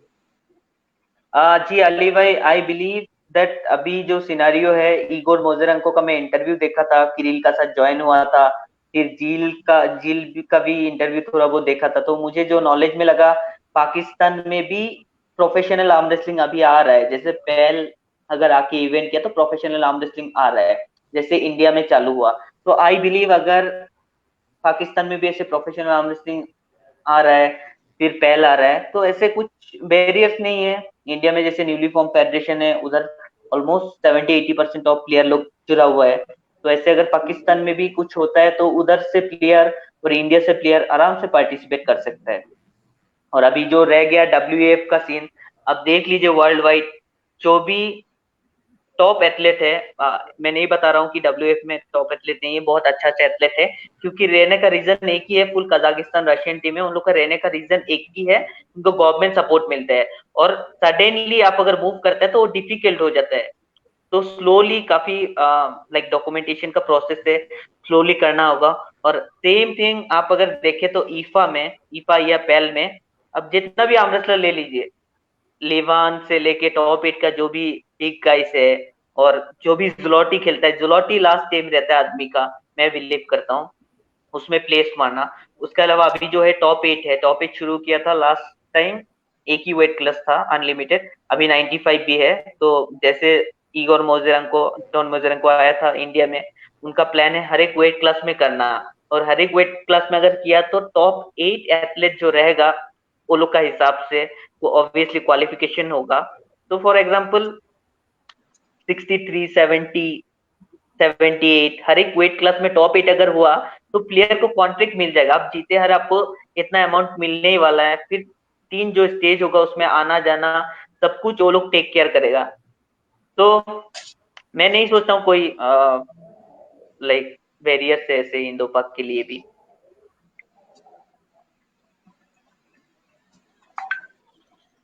अच्छा, उस्मान आपसे एक बड़ा अच्छा सवाल कर रहे हैं अली। ये कह रहे हैं कि डज ही थिंक जी that his new hair and moustache style scares the opponent? नहीं, बिल्कुल ऐसा नहीं है कि किसी को डराने के लिए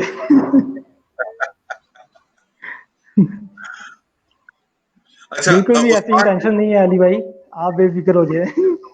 अली अली ने एक सवाल किया मनोज के लिए, लेकिन ये सवाल मैं आप दोनों से करूंगा कि आप जरा बताएं दोनों के सबसे टफेस्ट अपोनेंट आपको आज तक कौन टकरा है? उस्मान पहले आप बता दें, फिर मनोज से पूछ लेते हैं। अच्छा, मैं बता देता हूँ। जितना मैंने जब से मैंने कैरियर स्टार्ट किया आर्म रेसलिंग का, मुझे अब तक सबसे जो टफ अब तक का प्लेयर मुझे लगा है, क्योंकि मेरा जो स्टाइल है वो डिफेंसिव स्टाइल है। सबसे टफ टाइम जो मुझे मिला है वो one of the best player in Pakistan who has a too much speed, Abdul Wahab Shah. वो उसकी एक तो स्पीड बहुत अच्छी है जिसकी वजह से वो टफ टाइम मिला, क्योंकि एक डिफेंडर को स्पीड कंट्रोल करने के लिए एक काफ़ी स्ट्रेंथ की ज़रूरत होती है। खैर समटाइम्स स्पीड को कंट्रोल भी किया, लेकिन सम टाइम जो हुआ है वो स्पीड को हम कंट्रोल नहीं कर सके। ठीक है, ठीक है, ठीक है। मनोज, आप बताएं आपका क्या एक्सपीरियंस रहा है? सबसे टफ आपको अपोनेंट कौन मिला है अभी तक? जी टफ ओपोनेंट, जैसे मैं लाइट वेट में खेलता हूँ 55-60 kg में, तो हर एक बार जब जाता हूँ एशिया हो या वर्ल्ड हो, नया नया मिलता है, क्योंकि जो भी एक प्लेयर ज्यादा साल सस्टेन नहीं करता है 55 या 60 kg में, वो जैसे वर्ल्ड चैंपियन बन गया फिर नेक्स्ट वेट में जाता है, ऐसे करता है। तो हर एक साल डिफरेंट डिफरेंट मिलता है। जैसे हो गया हैदर अली खान, हो गया मल्टीपल टाइम वर्ल्ड चैंपियन, वो 55 से खेलना चालू किया, 55, 60, फिर वो 65, अभी 65 में खेलता है, 70 में एशियन खेलता है। हैदर अली खान बहुत अच्छा प्लेयर है बाहर का, और उसके अलावा इंडिया में भी जहाँ भी इवेंट होता है, आप अगर तैयारी में नहीं रहता है तो आपको लाइक आपका ओपोनेंट लगता है कि वो भी काफी स्ट्रांग है। तो बहुत नया नया फेज भी आता है, आप किसी को अंडर एस्टिमेट नहीं कर सकते। आर्म रेसलिंग ऐसे गेम है कि जिसमें आप एज्यूम नहीं कर सकते कि मैं बिना प्रैक्टिस का बिना तैयारी का जाने से आराम से गेम मेरा ही है, क्योंकि जो भी लोग है प्रैक्टिस करता है सभी लोग मेडल के लिए, चैंपियन बनने के लिए एक ही गोल रहता है, चैंपियन बनना है। तो उस हिसाब से आप भी आपका ट्रेनिंग स्टॉप नहीं कर सकता है। मैं इंडिया में टॉप हूँ तो मैं प्रैक्टिस नहीं करने से भी चलेगा, तो ऐसे नहीं, हर एक ईयर नया नया फेस आते रहता है। तो ऐसे इंडिया में भी जैसे मान लीजिए काफी अच्छा अच्छा प्लेयर है लाइट वेट में भी और बाहर में भी है।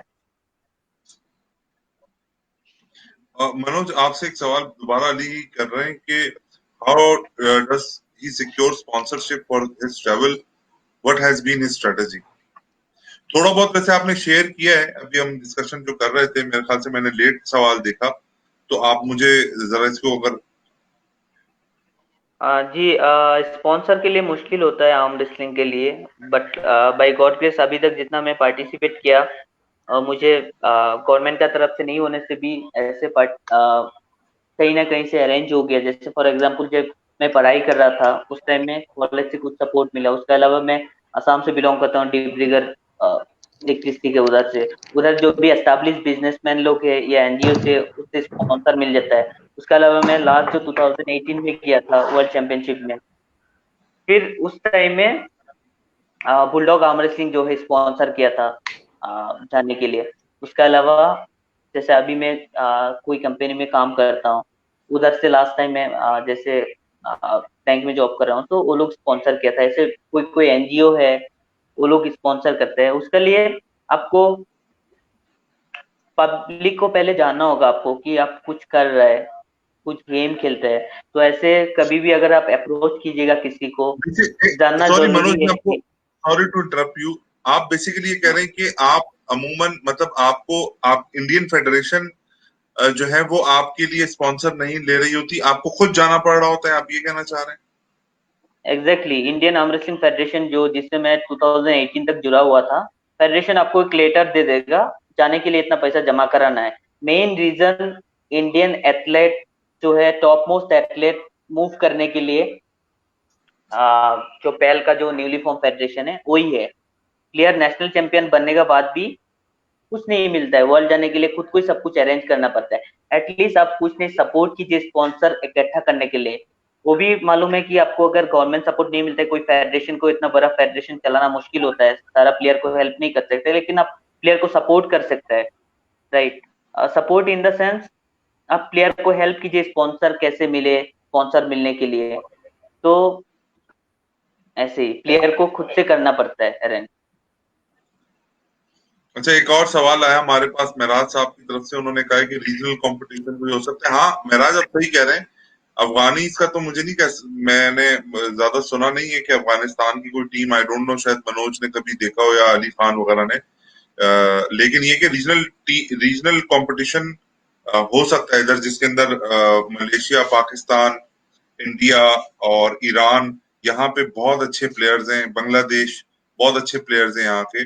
और इस रीजन के जो साउथ ईस्ट एशिया जिसको अमूमन कहते हैं ज्योग्राफी के अंदर, इस रीजन के लोग इसका अपना भी एक कंपटीशन हो सकता है अगर यहाँ की फेडरेशन या यहाँ की लीग्स कुछ एक इनिशिएटिव इस किस्म का लें तो। उवैस भट्ट साहब, मनोज आपको बहुत सारा प्यार और अप्रिसिएशन दे रहे हैं। Uwais Bhatt is the founder of ABL, तो इनकी तरफ से थैंक काफी यू आपके भाई, लिए शुभकामनाएं हैं। Thank you. सॉरी, उस्मान ने हमें ज्वाइन कर लिया है, लेट मी टेक उस्मान इन। अच्छा जी, सॉरी यार, सॉरी, इंटरनेट की वजह से ये सब कुछ हो रहा है। नहीं नहीं कोई बात नहीं, ये होता है। ये अब इस तरह की लाइव जो होती है शोज होते हैं उसके अंदर इवन होस्ट मेरा इंटरनेट अमूमन बंद हो जाता है, तो this is something which is beyond someone's control.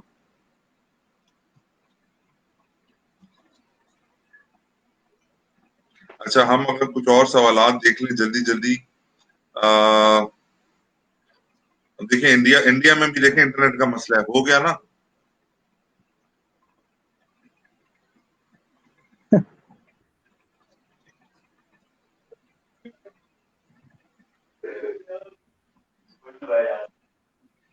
Owais ने उस्मान आपके लिए भी ये यार आपकी दाढ़ी बड़ी हिट हो गई है आज उस्मान। शो पे आपकी दाढ़ी जो है ना वो हम तीनों से ज्यादा मकबूल जो है ना आपकी दाढ़ी हो गई है आज। ओवैस बट कह रहे हैं but are the thank you. Strong Pakistan. अच्छा जी भट्ट साहब आपके लिए अली खान कह रहे हैं कि over the years he has had many matches with Abdul Wahab what would be his strategy next time he meets. थोड़ा हमने अभी जिक्र किया है लेकिन थोड़ा सा ये सवाल थोड़ा हल्का सा डिफरेंट है। अगली बार मिलेंगे तो क्या आपका प्लान होगा वहाब के लिए उस्मान? सर अगली बार, हाँ बिल्कुल मैं आपको बता दूं, अगली बार nowadays I am working on my speed, के जो के करनी भी चाहिए हर प्लेयर को, क्योंकि अगर आप स्ट्रेंथ या स्पीड नहीं खेल रहे तो अगर कोई स्पीड वाला बंदा आपको मिल जाता तो वह इजीली आपको पिन कर सकता है। तो इसके लिए स्ट्रैटेजी यही है कि अपनी स्पीड पे ज़रा फोकस किया जाए, ताकि कोई स्पीड थोड़ी सी हो, ताकि पता लगे दोनों प्लेयर अगर स्पीड में आ रहे हैं, जड़ रुक रहे हैं या नहीं रुक रहे। तो इस पे वर्किंग कर रहा हूँ स्पीड पे। देखें, होप फॉर द बेस्ट। देखें इंशाल्लाह नेक्स्ट टाइम जब मिलेंगे तो देखें कुछ ना कुछ मे द बेस्ट प्लेयर विन। मैं बस ये कह सकता हूँ तो वहाब कि वंस को अगेन हैरान कर वही बात देंगे। है। अगली बार मिलेंगे तो वहाब को हैरान कर देंगे। वहाब कहेगा ये क्या हो गया मेरे साथ।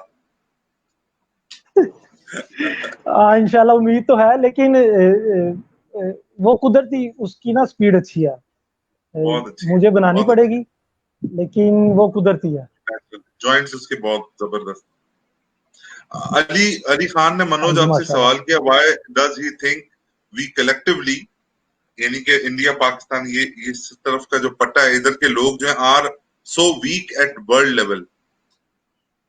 हाँ जी अली भाई, आप अगर देखा जाए तो हम लोग वीक होने का एक ही रीजन है कि बाहर का जो कंट्री है, आप ले लीजिए कजाकिस्तान, रशिया, या जैसे अभी काफी सारा इंटरव्यू हुआ एबीएल में, सलमान भाई को भी पता चला बुल्गारिया का कैसे सिचुएशन है।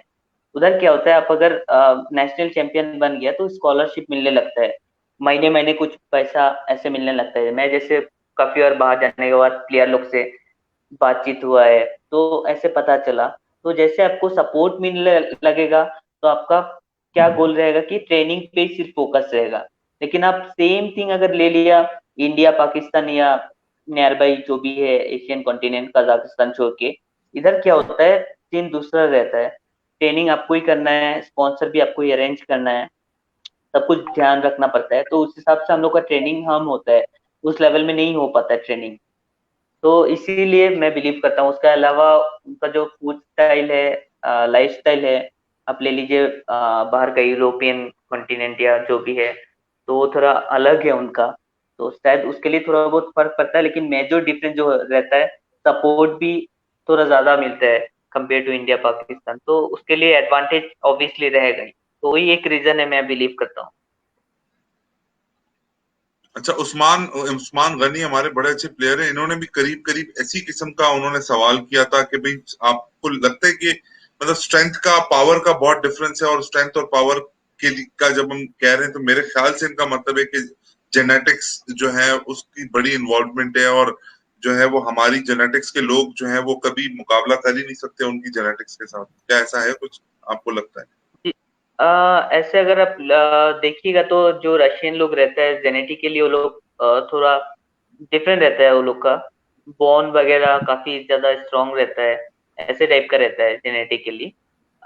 लेकिन सेम थिंग आप अगर देखिएगा कजाकिस्तान का क्या हो गया, वो लोग का कल्चर ही अलग हो गया। आप अगर कभी बात कीजिएगा इगोर से या जील से या कोई भी कजाकिस्तान का प्लेयर, शारदा जो आर्म स्पोर्ट है क्लब है, वो एक स्कूल जैसे यूनिवर्सिटी जैसे है, का प्रॉपर डिसिप्लिन रहता है।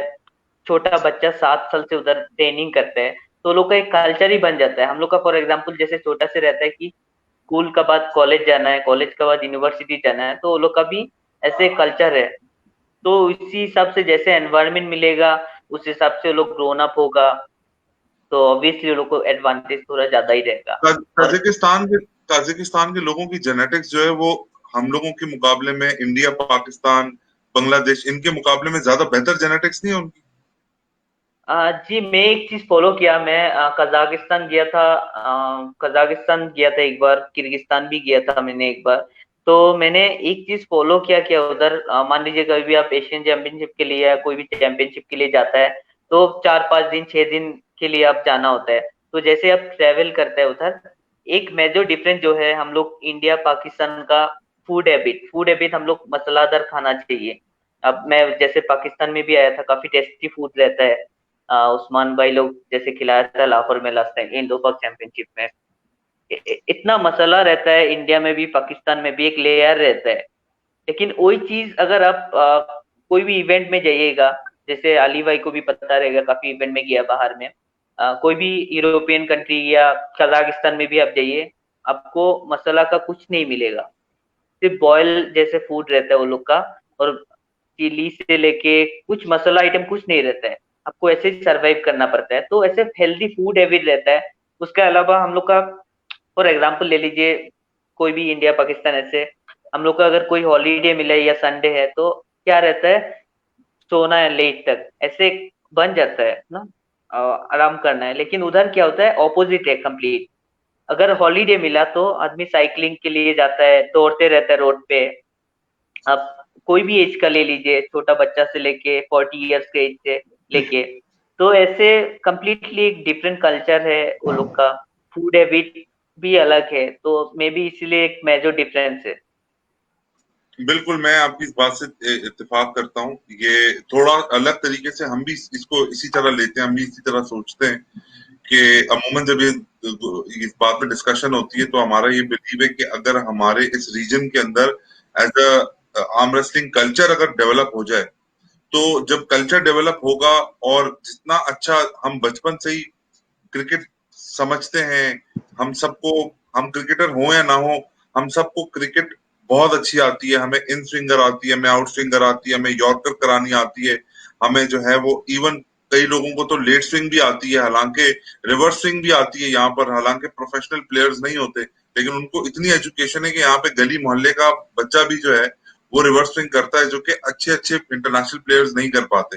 ये इंडिया पाकिस्तान की बात बता रहा हूँ मैं आपको। तो और और इसी एक बात तरह मैं बैट, पूछना चाहता हूँ सलमान भाई और उस्मान भाई का, अभी पाकिस्तान आर्म रेसलिंग में क्या सिचुएशन है फिलहाल? लाइक एक ही फेडरेशन है, प्लेयर को कैसे सपोर्ट मिलता है वो भी, लाइक कैसे है मतलब अभी? यार अभी जो है वो इस वक्त हमारे पास जो फेडरेशन है वो तो एक ही है, पाकिस्तान आर्म रेसलिंग फेडरेशन। और हमारे पास अनफॉर्चुनेटली ड्यू टू आप यही कहेंगे कि फंड्स और स्पॉन्सरशिप्स के इश्यूज की वजह से नंबर ऑफ इवेंट्स इतने नहीं हुए हैं। तो चूंकि नंबर ऑफ इवेंट्स इतने नहीं हुए हैं, इसकी वजह से जैसे हमारे साथ उस्मान बैठे हुए हैं, ये अच्छे अच्छे प्लेयर्स हैं, इन्होंने काफी काफी अरसे से, यानी कि इनके इनके एक इवेंट के बाद दूसरे इवेंट के गैप बहुत आए। तो जब एक एक प्लेयर लोकल इवेंट ज्यादा नहीं खेलेगा तो ऑब्वियसली वो इंटरनेशनल इवेंट के लिए क्या एस्पायर करेगा, या क्या उसकी मेंटल फ्रिक्वेंसी क्या जाएगी कि वो बाहर कितना जाएगा। तो लेकिन पिछले साल के अंदर जो है वो हमने जो हमारी लीग है, वैसे तो एबीएल को बनने में 8-10 साल हो गए, लेकिन पिछले 1.5 साल के अंदर हमने अपनी जो इवेंट्स हैं उसकी फ्रीक्वेंसी बहुत ज्यादा बढ़ा दी। तो लाइक पिछले 1.5 साल के अंदर, हम कल भी हम ये डिस्कशन कर रहे थे तो ये मैंने बात की थी, हमारे एक साथी थे उनसे, कि we have done around 10 to 12 events in Karachi. In Karachi, Pakistan is a small city, a small country, तो obviously Karachi being one of the biggest, हमने करवाया। उसके बाद फिर हमारा नेक्स्ट मूव यही था कि अब हमने इसको पूरे पाकिस्तान में डिफरेंट सिटीज के अंदर लेकर जाना है। लेकिन वो ड्यू टू कोविड अब वो पूरा स्टेल हो गया, पूरा प्लान जो है वो इस वक्त रुका हुआ है। और लेकिन जैसे ही ये आगे जाता है तो we will start matches. In fact हम अभी कल ही हमने अनाउंस किया था एक चीज कि हम एक छोटी मोटी सुपर सीरीज स्टार्ट करने वाले हैं। Probably this would be something जो कि शायद इंटरनेशनली भी अभी तक नहीं हुआ है, और वो ये कि हम लिमिटेड नंबर ऑफ लोगों के साथ, सिर्फ 2 या 3 लोगों के साथ वहां पर मौजूद होंगे, और 2 रेफरीज होंगे, और हम लोग विदाउट ऑडियंस और विदाउट क्राउड जमा किए, हम सिर्फ किसी एक बहुत ही सिक्योर एनवायरनमेंट के अंदर मैचेस करवाएंगे, और उसको हम लाइव ब्रॉडकास्ट करेंगे ऑन फेसबुक। और क्योंकि लोग थोड़ी बहुत प्रैक्टिस तो कर ही रहे हैं, ये हल्का फुल्का इंटरेक्शन तो होता ही है, तो उन चीजों को मद्देनजर रखते हुए और टेस्टिंग के बाद हम ये मैचेस एग्जीक्यूट करेंगे और उसको हम लोग लाइव ब्रॉडकास्ट करेंगे ताकि कनेक्टिविटी रहे प्लेयर्स की, क्योंकि situation of COVID in Pakistan, in Karachi, in Lahore is very bad and it is going to get bad in coming days. तो अगर हम कोई इवेंट भी नहीं करें और हम कुछ भी ना करें और हम सिर्फ हाथ पे हाथ धर के बैठ जाएंगे, ये जो हमने अभी लाइव सेशन जिसमें हम बैठे हुए, ये भी उसी की कंटिन्यूएशन है कि प्लेयर को कुछ कनेक्ट मिले गेम से। तो उसकी वजह से हमारे काफी लोग जो मोबिलाइज हुए। तो as far as associations or federation is concerned, PF is there, but PF unfortunately has not been successful in doing events, जिसकी वजह से काफी हमारा जो गेम है वो रुका हुआ है अपनी जगह पे, प्लेयर्स भी रुके हुए हैं। हमने इवेंट्स करवाए हैं और हमारे इवेंट्स के अंदर जो है वो पूरे मुल्क से प्लेयर्स आकर खेले मुख्तलिफ शहरों से, लेकिन उसका नंबर हमने और बढ़ाना था ताकि जैसे अब हमारे इवेंट के अंदर अभी तक उस्मान नहीं खेले ABL के इवेंट के अंदर, तो वी वांटेड कि उस्मान भी हमारे इवेंट में खेले, लेकिन ये तब हो सकेगा कि हम थोड़ा और अपने इवेंट को कराची के अलावा उस्मान के शहर में लेके जाएं या किसी ऐसे शहर में लेके जाएं जो उस्मान के करीब हो, सो दैट उन प्लेयर्स को अपॉर्चुनिटी मिले और वो भी वहां पर आकर खेले और हमारे जो प्लेयर बेस है उसको स्ट्रेंथन हो। तो ये पूरी एक स्ट्रेटेजी जो हमें समझ में आती रही, हम उसको वक्तन उसको स्ट्रेंथन कर रहे हैं। सो अगर to be very honest, with all due humbleness, अगर मैं कहूँ कि इस वक्त आर्म रेसलिंग को लेकर कौन नजर आ रहा है पाकिस्तान के अंदर, तो that is ABL, hands down. मैंने भी चेक किया आप लोग का जो FB पेज चेक किया था, काफी ज्यादा इवेंट कराया, फोटोज एंड ऑल देखा, काफी सुपर मैचेस देखा। तो अच्छा कर रहे हैं। तो there is no hiding events. ऐसे कुछ रेस्ट्रिक्शन है प्लेयर के लिए कि ABL में पार्टिसिपेट नहीं कर सकता है PF का प्लेयर, या ऐसे कुछ है क्या? यार ऑनेस्टली स्पीकिंग मेरे ख्याल से नहीं है, बिकॉज हमारे पाकिस्तान आर्म रेसलिंग फेडरेशन में इधर उधर की पॉलिटिक्स वाली बातें तो सुनने को मिलती हैं, लेकिन टू बी वेरी ऑनेस्ट जो हमारे पाकिस्तान आर्म रेसलिंग फेडरेशन के जो चेयरमैन है, जो द मेन पर्सन कैसर भाई, उनके साथ हमारी इंटरेक्शन भी होती है। उनको मतलब तो देयर इज नो अपफ्रंट कोई किसी को मना नहीं किया हुआ, किसी प्लेयर ने हमें कभी मना नहीं किया। तो वहाब का जैसे अभी नाम लिया इन्होंने, जिस वहाब के ऊपर अली खान जो नाम ले रहे थे उस्मान से, तो वहाब जो है वो और इसके अलावा फरहाज, उन्होंने ये सारे PF के पाकिस्तान आर्म रेसलिंग फेडरेशन के इवेंट्स खेले हुए, और जब उन्होंने यहाँ पर आकर खेलना था, ABL के इवेंट्स जब हुए थे पिछले 1.5 सालों में, तो उन्होंने यहाँ पर भी आके पार्टिसिपेट किया, ठीक है। तो और इसी तरह हमारे प्लेयर हैं, वासिल हैं, उन्होंने बहुत PF के इवेंट्स खेले हुए। हमारे यहाँ पर कराची के प्लेयर्स हैं, समी, असद, ये सारे प्लेयर्स हैं जिन्होंने PF के लिए खेलते रहे हैं पिछले इतने सालों में, लेकिन जब PF के इवेंट नहीं हो रहे थे और ABL के इवेंट हो रहे थे तो कोई रिस्ट्रिक्शन नहीं थी। तो there is no restriction as far as if event हो रहा है, तो मेरे ख्याल से मेरा रोका नहीं है। तो मेरा यही जानना था एक्चुअली, आपको पूछने का रीजन यही था कि अभी मान लीजिए जैसे आप अगर कोई प्लेयर पार्टिसिपेट करना चाहता है ज़ुलॉटी टूर में पाकिस्तान की, ठीक है, तो उसको क्या होगा, ज़ुलॉटी टूर जाना मतलब पेल का इवेंट खेलना। और अभी जो आपको भी नॉलेज में है, जो कंट्रोवर्सी हुआ है WAF और IFA जो यूनिफॉर्म फेडरेशन, तो IFA और पेल सेम है। अगर कोई प्लेयर पेल में पार्टिसिपेट किया URFA रैंकिंग इवेंट या IFA में, वो नहीं खेल सकता है WAF में। तो ऐसे कुछ सिचुएशन है या सिनारियो है कि पाकिस्तानी प्लेयर ज़ुलॉटी भी जा सकता है या जाने के लिए सोचा है फ्यूचर में, ना उनको सिर्फ WAF ही खेलना है PF का अंदर। तो क्योंकि ऑब्वियसली आप 2 इवेंट PF में रह के 2 इवेंट नहीं खेल सकते। आप अगर PF में WAF का वर्ल्ड आर्म रेसलिंग फेडरेशन का इवेंट खेल सकते हैं, ताकि आप पेल का कोई भी इवेंट नहीं खेल सकते। अगर आप खेला तो आप बैन है अकॉर्डिंग टू जो अभी रूल्स है। तो वही मुझे जानना था। बिल्कुल, बेसिकली देखें, बात ये कि इस वक्त ABL तो किसी के साथ एसोसिएटेड नहीं है, ठीक है।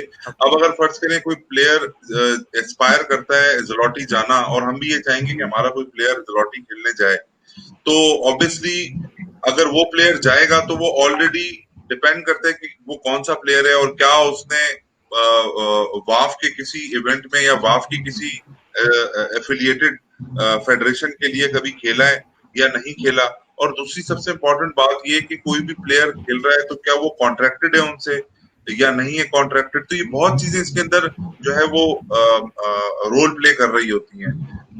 तो मेरा नहीं ख्याल कि अभी हमारे जहाँ जिस लेवल के ऊपर हमारी आर्म रेसलिंग है, हम इस बात को सोचते ही नहीं है, टू बी वेरी ऑनेस्ट। मेरा नहीं ख्याल कि हमारे कोई भी प्लेयर इस लेवल के ऊपर, जिस लेवल पे आपकी मेच्योरनेस है और आप शायद ये बातें सोच रहे हो क्योंकि आपने जो है वो इंडियन आर्म रेसलिंग फेडरेशन के लिए खेला और फिर आप वहां से मूव कर गए, और यही सवाल आपसे मेरे ख्याल से अली खान ने भी बीच में कहीं किया था। तो हमारे प्लेयर्स इस वक्त ये बातें नहीं सोचते। व्हाट दे वांट तो इज रीजनल मैं इवेंट हो, सलमान हमारे भाई, नेशनल इवेंट हो, और नेशनल इवेंट के बाद फिर हम लोग अगर इंटरनेशनली हमें पहल में मिले या जहां पर भी हमारा प्लेयर रिप्रेजेंट हो, वी विल स्टार्ट, हम उसके हिसाब से स्ट्रेटेजी बनाएंगे। अभी कोई ऐसा हमारी फाइनलाइज स्ट्रेटेजी नहीं है। मैं बिलीव करता हूँ, देखिए हम प्लेयर सब एक ही है, लाइक सब प्लेयर एक ही है जहां भी खेले। अभी देख लीजिए आप वर्ल्ड वाइड कोई प्लेयर, कादीमुराद चोलोएफ आप ले लीजिए, चैंपियन है, वो खेल रहे हैं। शोशो एंड्री ले लीजिए, वो लोग खेल रहे हैं डब्ल्यूएफ में, चैंपियन प्लेयर है। कुछ रीजन के लिए नहीं खेल रहे पैल में। अभी पैल में ले लीजिए, काफी चैंपियन प्लेयर लोग खेल रहे हैं। तो मैं मानता हूँ ऐसे होने से प्लेयर को भी अच्छा ऑप्शन रहेगा, एक्सपोजर भी रहेगा। तो जैसे एबीएल काम कर रहा है, प्लेयर के लिए वर्क कर रहा है, अच्छा प्लेटफॉर्म दे रहा है, तो मैं बिलीव करता हूँ आने वाला दिन में भी पाकिस्तान से भी मिलेगा प्लेयर जो कि पैल का इवेंट खेल रहे हैं, प्रोफेशनल इवेंट खेल रहे हैं। तो वही मुझे जानना था, इसीलिए पूछना था। यार अपना मनोज, मैं आपको सच्ची बात बताऊं, हम ज्यादा ज्यादा लंबी हम लोग दिमाग में नहीं रखते चीज। हमने बड़ा ही रियलिस्टिक स्टेप्स लेते हैं हम जहां तक एबीएल का ताल्लुक है। We want to put our foot on a ground which is solid. ठीक है, तो फर्स्ट ऑफ ऑल हमने ये सोचे कि हमारे लोकल जो प्लेयर्स हैं उनको जबरदस्त इवेंट्स मिले, दबाकर इवेंट्स मिले, ठीक है, और उसके अंदर हमारी एक अच्छी ब्रीड जमा हो, और उसी के अंदर से हमारे ये प्लेयर जैसे उस्मान हो गए और अब्दुल वहाब हो गए, फरहाज हो गए, और ऐसे बहुत प्लेयर्स हैं, उनमें से हमारी फिल्टर होकर और हमारी अपनी एक रेटिंग बनना शुरू हो जाएगी, हम नजर आना शुरू हो जाएंगे। ठीक है, तो अभी फिर उसमें जो अभी नजर आ रहा है हमें कि हम इतनी एफर्ट कर रहे हैं, हम इतनी एफर्ट कर रहे हैं अपने प्लेयर्स के लिए, हम में से किसी को भी वाफ ने आकर कांटेक्ट नहीं किया है। ठीक है, हम में से किसी को भी पाकिस्तान आर्म रेसलिंग फेडरेशन में से आकर किसी ने कांटेक्ट नहीं किया है, लेकिन हमारे पास जो है वो पीएल आया है खुद। ठीक है, और वो रिस्पॉन्ड करते हैं। हमने उनसे अगर बात की है तो वो हमें रिस्पॉन्ड करते हैं, वो हमें अप्रिशिएट करते हैं किसी भी चीज के ऊपर। ये किसी भी उसके लिए बहुत इंपॉर्टेंट है। मैं एक छोटी सी मिसाल देता हूँ आपको। ये उस्मान बट है, ये उस्मान बट अभी अगर ट्रेनिंग करें और 4 साल ट्रेनिंग करें और 4 साल ट्रेनिंग के बाद ये कहें कि यार मुझे कोई इवेंट दो, मुझे कुछ कहीं खिलाओ, और एक फेडरेशन जिसके साथ ये एसोसिएटेड हो वो ना इवेंट करवाए, ना इनको कहीं भेजे, ना इनको कहीं वो करे, या तो ये स्पोर्ट्स छोड़ देंगे या तो ये वो छोड़कर किसी ऐसी फेडरेशन के पास चले जाएंगे जो इनको कम से कम लिफ्ट कराए या इनके लिए कुछ बेहतर करे। ये एक ह्यूमन नेचर है, इसमें कोई हार्ड फीलिंग है, कोई ऐसी बात नहीं होनी चाहिए, ये फैक्ट है। कोई भी प्लेयर है उसको अपना फ्यूचर सोचना होता है और अपने पैशन को और जो उसने इतनी मेहनत की होती है उसको उसका रिटर्न चाहिए होता है। ठीक है, दिस इज ह्यूमन नेचर। तो जो उसको प्रोवाइड करेगा, एबीएल का ये पर्पस है कि anyone who is, because ABL में कौन है, मैं आपको एक बात बताऊं, मैं एक आर्म रेसलर हूँ, ठीक है, और मैं एक बहुत ही पैशनेट आर्म रेसलर रहा हूँ बहुत अरसे। एबीएल के अंदर एक एक मेंबर जो है वो कोई भी ऐसा नहीं है कि जिसका किसी और स्पोर्ट्स से ताल्लुक होता। हमने कुछ नहीं किया जिंदगी में, हमने सिर्फ आर्म रेसलिंग की है। ठीक है, तो वो लोग जो कि आर्म रेसलिंग को इतना उन्होंने पैशनेट तरीके के साथ किया और आर्म रेसलिंग अभी उस लेवल पर नहीं गई, तो the pain that we feel for arm wrestlers वो कोई और फील नहीं करता। इसलिए हम ये सारी एफर्ट करते हैं। We get nothing out of it but we do it so that हमारी जो शायद प्लेटफॉर्म हमें ना मिला हो वो हमारे हमसे जो यंगर जनरेशन है उसको मिले, और फिर शायद वो आगे बिल्ड करें कि उसके बाद की जो जनरेशन आए वो इस स्पोर्ट्स को और आगे लेकर जाए। तो सिर्फ कॉन्सेप्ट ये है। तो इसलिए अभी आपका सवाल जो था ना वो बेसिकली हमारे हिसाब से जरा मेच्योर सवाल है। प्रॉब्ली हम आज से 1 साल 2 साल बाद इस बात के ऊपर आए सोचें जो बात आप आज कर रहे हैं। पर आप लोग जो कर रहे हैं, रियली पाकिस्तानी जो भी आर्म रेसलर है थैंकफुल होना चाहिए। आप लोग, एबीएल ने जो प्लेटफॉर्म दे रहा है, प्लेयर को जो अपॉर्चुनिटीज दे रहा है, मैं बिलीव करता हूँ आने वाला दिन में भी काफी अच्छा आर्म रेसलर आएगा और एबीएल का ऐसे प्लेटफॉर्म पर। इंशाल्लाह आप एप्रिशिएशन दे रहे हैं इसमें तो और कोई शक नहीं है कि एबीएल माशाल्लाह बड़ी एफर्ट कर रहा है और काफी प्लेयर्स को प्लेटफॉर्म दिया है जिन्होंने आके अच्छे अच्छे और भी नए प्लेयर्स इंट्रोड्यूस करवाए हैं। एबीएल माशाल्लाह अच्छी एफर्ट है। अच्छा, अब हमने अपनी जज्बाती बातें कर ली, हम जरा कुछ सवाल ले लें। हमारे को पता नहीं 200 सवाल पीछे पेंडिंग रह गए और शो का टाइम जो है वो खत्म होता जा रहा है। जल्दी जल्दी हम सवाल लेते हैं। आई थिंक मैं अली खान के सवाल को बीच में से जंप कर दिया। कोई ऐसा तगड़ा सवाल देखता हूँ मैं आप दोनों में से किसी के लिए। Dear what do you think about if you your wrist hunter. अच्छा, ये रिस्ट हंटर की क्या कहानी है? ये you think if you and Wrist Hunter from India as well, आपका मुकाबला रिस्ट हंटर से हो जाए? ये आकाश की बात कर रहे हैं क्या? जी, आकाश जी कुमार का आकाश, बात कर रहे हैं। उनकी यूट्यूब पे वीडियोस देखते आती है नजर। जी, आकाश कुमार जो है वो अभी 70 केजी 78 केजी में पार्टिसिपेट करता है। तो मैंने उसका सर 2070 में जैसे शेरू क्लासिक हम लोग का इधर होता है, इंडियन आर्म रेसलिंग फेडरेशन का इवेंट, तो मैंने 60 केजी चैंपियन था, आकाश कुमार 65 केजी चैंपियन था। तो हम लोग उधर खेले थे सीओसी में मैं जीता था। 2017 का बात है। उसका बाद आकाश कुमार से मेरा मैच हुआ था प्लस दिल्ली में हुआ था 2019 में, अभी जो नेशनल हुआ था बीसीआई का। मैंने अभी बेल का जो रूल है इवेंट का, जो ईफा का है, international federation of arm wrestling, उसमें आप फॉर एग्जांपल 60 वेट क्लास है, 57 63 70 78, उसके बाद 86 95 105 105 क्लास है। तो फॉर एग्जांपल आप अगर 63 वेट क्लास में पार्टिसिपेट किया, आप ऊपर का वेट क्लास में भी पार्टिसिपेट कर सकते हैं, आपको अगर पार्टिसिपेट करना है तो ऐसे ही इंडिया में जो नेशनल हुआ था, मैं 63 वेट क्लास में राइट लेफ्ट दोनों में पार्टिसिपेट किया। लास्ट नेशनल का बात कर रहा हूँ। तो मैं 63 का चैंपियन था लेफ्ट राइट बोथ में। फिर 70 केजी में 70 केजी में भी मैं पार्टिसिपेट किया, राइट लेफ्ट दोनों। 70 केजी में आकाश का वेट क्लास है 70 केजी, आकाश पार्टिसिपेट किया 70 केजी में। तो 70 में मैं लेफ्ट में चैंपियन था, राइट में आकाश चैंपियन था। 70 में मुझे स्टोन मिला था। तो वो भी अच्छा आर्म रेसलर है इंडिया से। अच्छा, उसके नोमान ने एक अलावा सवाल मैं सॉरी, आप कंटिन्यू करें, आप अपनी बात पूरी करें। मैं इधर बताना चाहता हूँ, उसके अलावा 70 केजी में काफी तगड़ा आर्म रेसलर है इंडिया में, जो आप लोग शायद देखा नहीं है इंदो पक में। जैसे असम से हो गया Tridip Medhi, silver medal gold medalist था एशियन चैंपियनशिप में जूनियर में, काफी अच्छा आर्म रेसलर है त्रिदीप मेदी। फिर अभी रिसेंटली वर्ल्ड चैंपियनशिप में जाके आया डब्ल्यूएफ में राहुल पनिकर, 70 केजी में अच्छा आर्म रेसलर है। अभी जुलॉटी में रिसेंटली जाके आया दीपांकर मैच। तो मैं बिलीव करता हूँ आकाश से भी आगे तीन चार आर्म रेसलर है अभी इंडिया में भी 70 केजी में। Good good. नोमान ने एक सवाल किया, अभी के steroids in Indian arm wrestling, what do you think? है स्टेरॉइड का यूजेज है? स्टेरॉइड का देखिए, मुझे उतना ज्यादा नॉलेज नहीं है, तो जिसमें ज्यादा नॉलेज नहीं है तो मैं बोलना बेकार रहेगा। तो मैं बॉडी बिल्डर लोग यूज करते हैं, कोई कोई फ्रेंड लोग है बॉडी बिल्डर यूज करते हैं स्टेरॉइड वगैरह, लेकिन जहाँ आर्म रेसलिंग का बात है तो मुझे उतना आइडिया नहीं है इस चीज के बारे में, तो डिस्कस करना बेकार ही रहेगा मेरा ख्याल।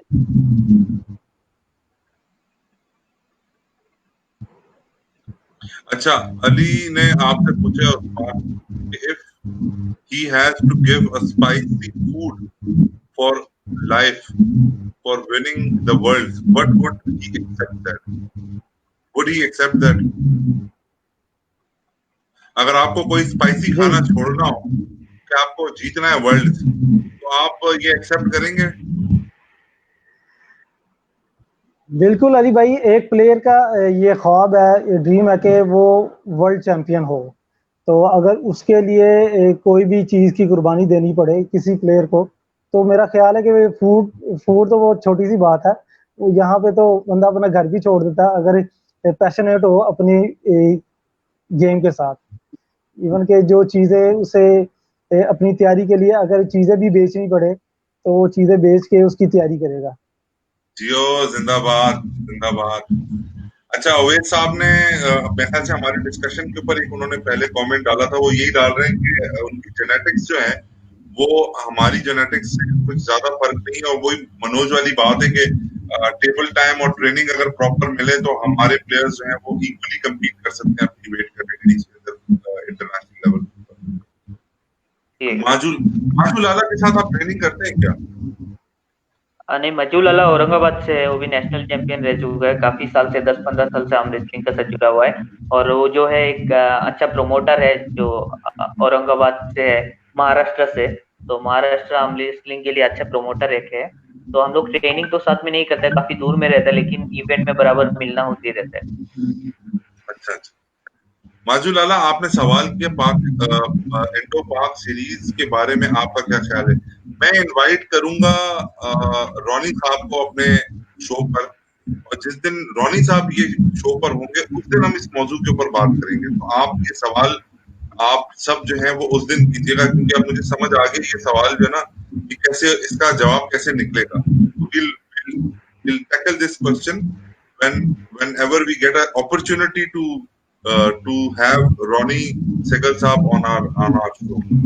अच्छा जी, उस्मान से ही अगला सवाल है अली खान का। Does he think that APL as a league and PF as a federation can collectively work to promote arm wrestling, or it would eventually lead to a conflict between?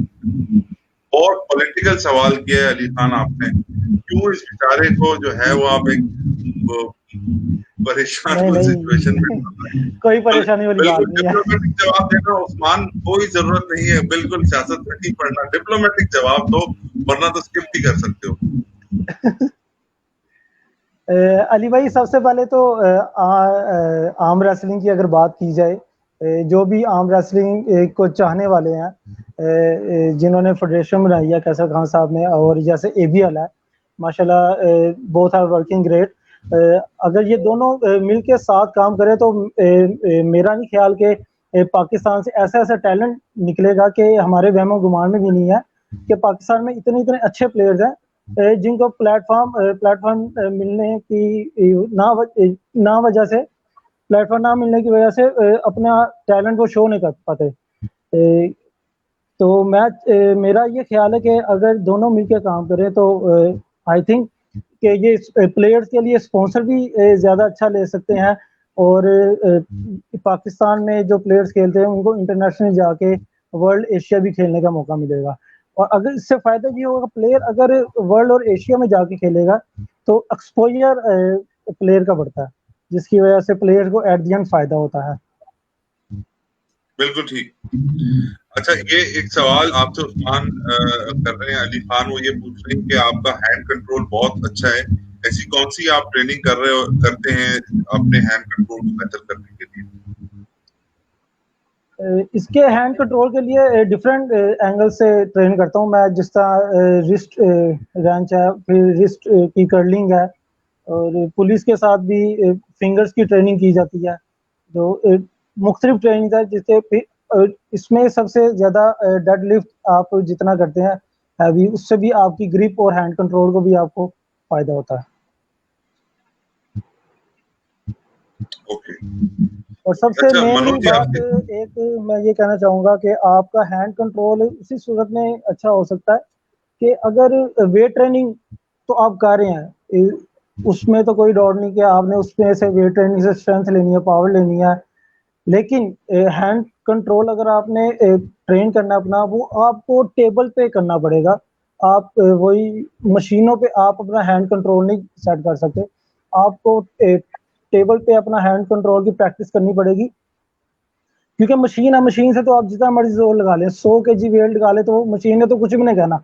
लेकिन जब आप किसी जानदार बंदे के साथ आप अपनी मूव खेलेंगे तो जाहिर सी बात है वो भी अगला बंदा अपनी मूव खेलेगा, आप अपनी खेलेंगे, तो आपको वो एक्सपीरियंस टेबल से आता है कि वो क्या मूव करेगा तो मैंने क्या मूव खेल लिया।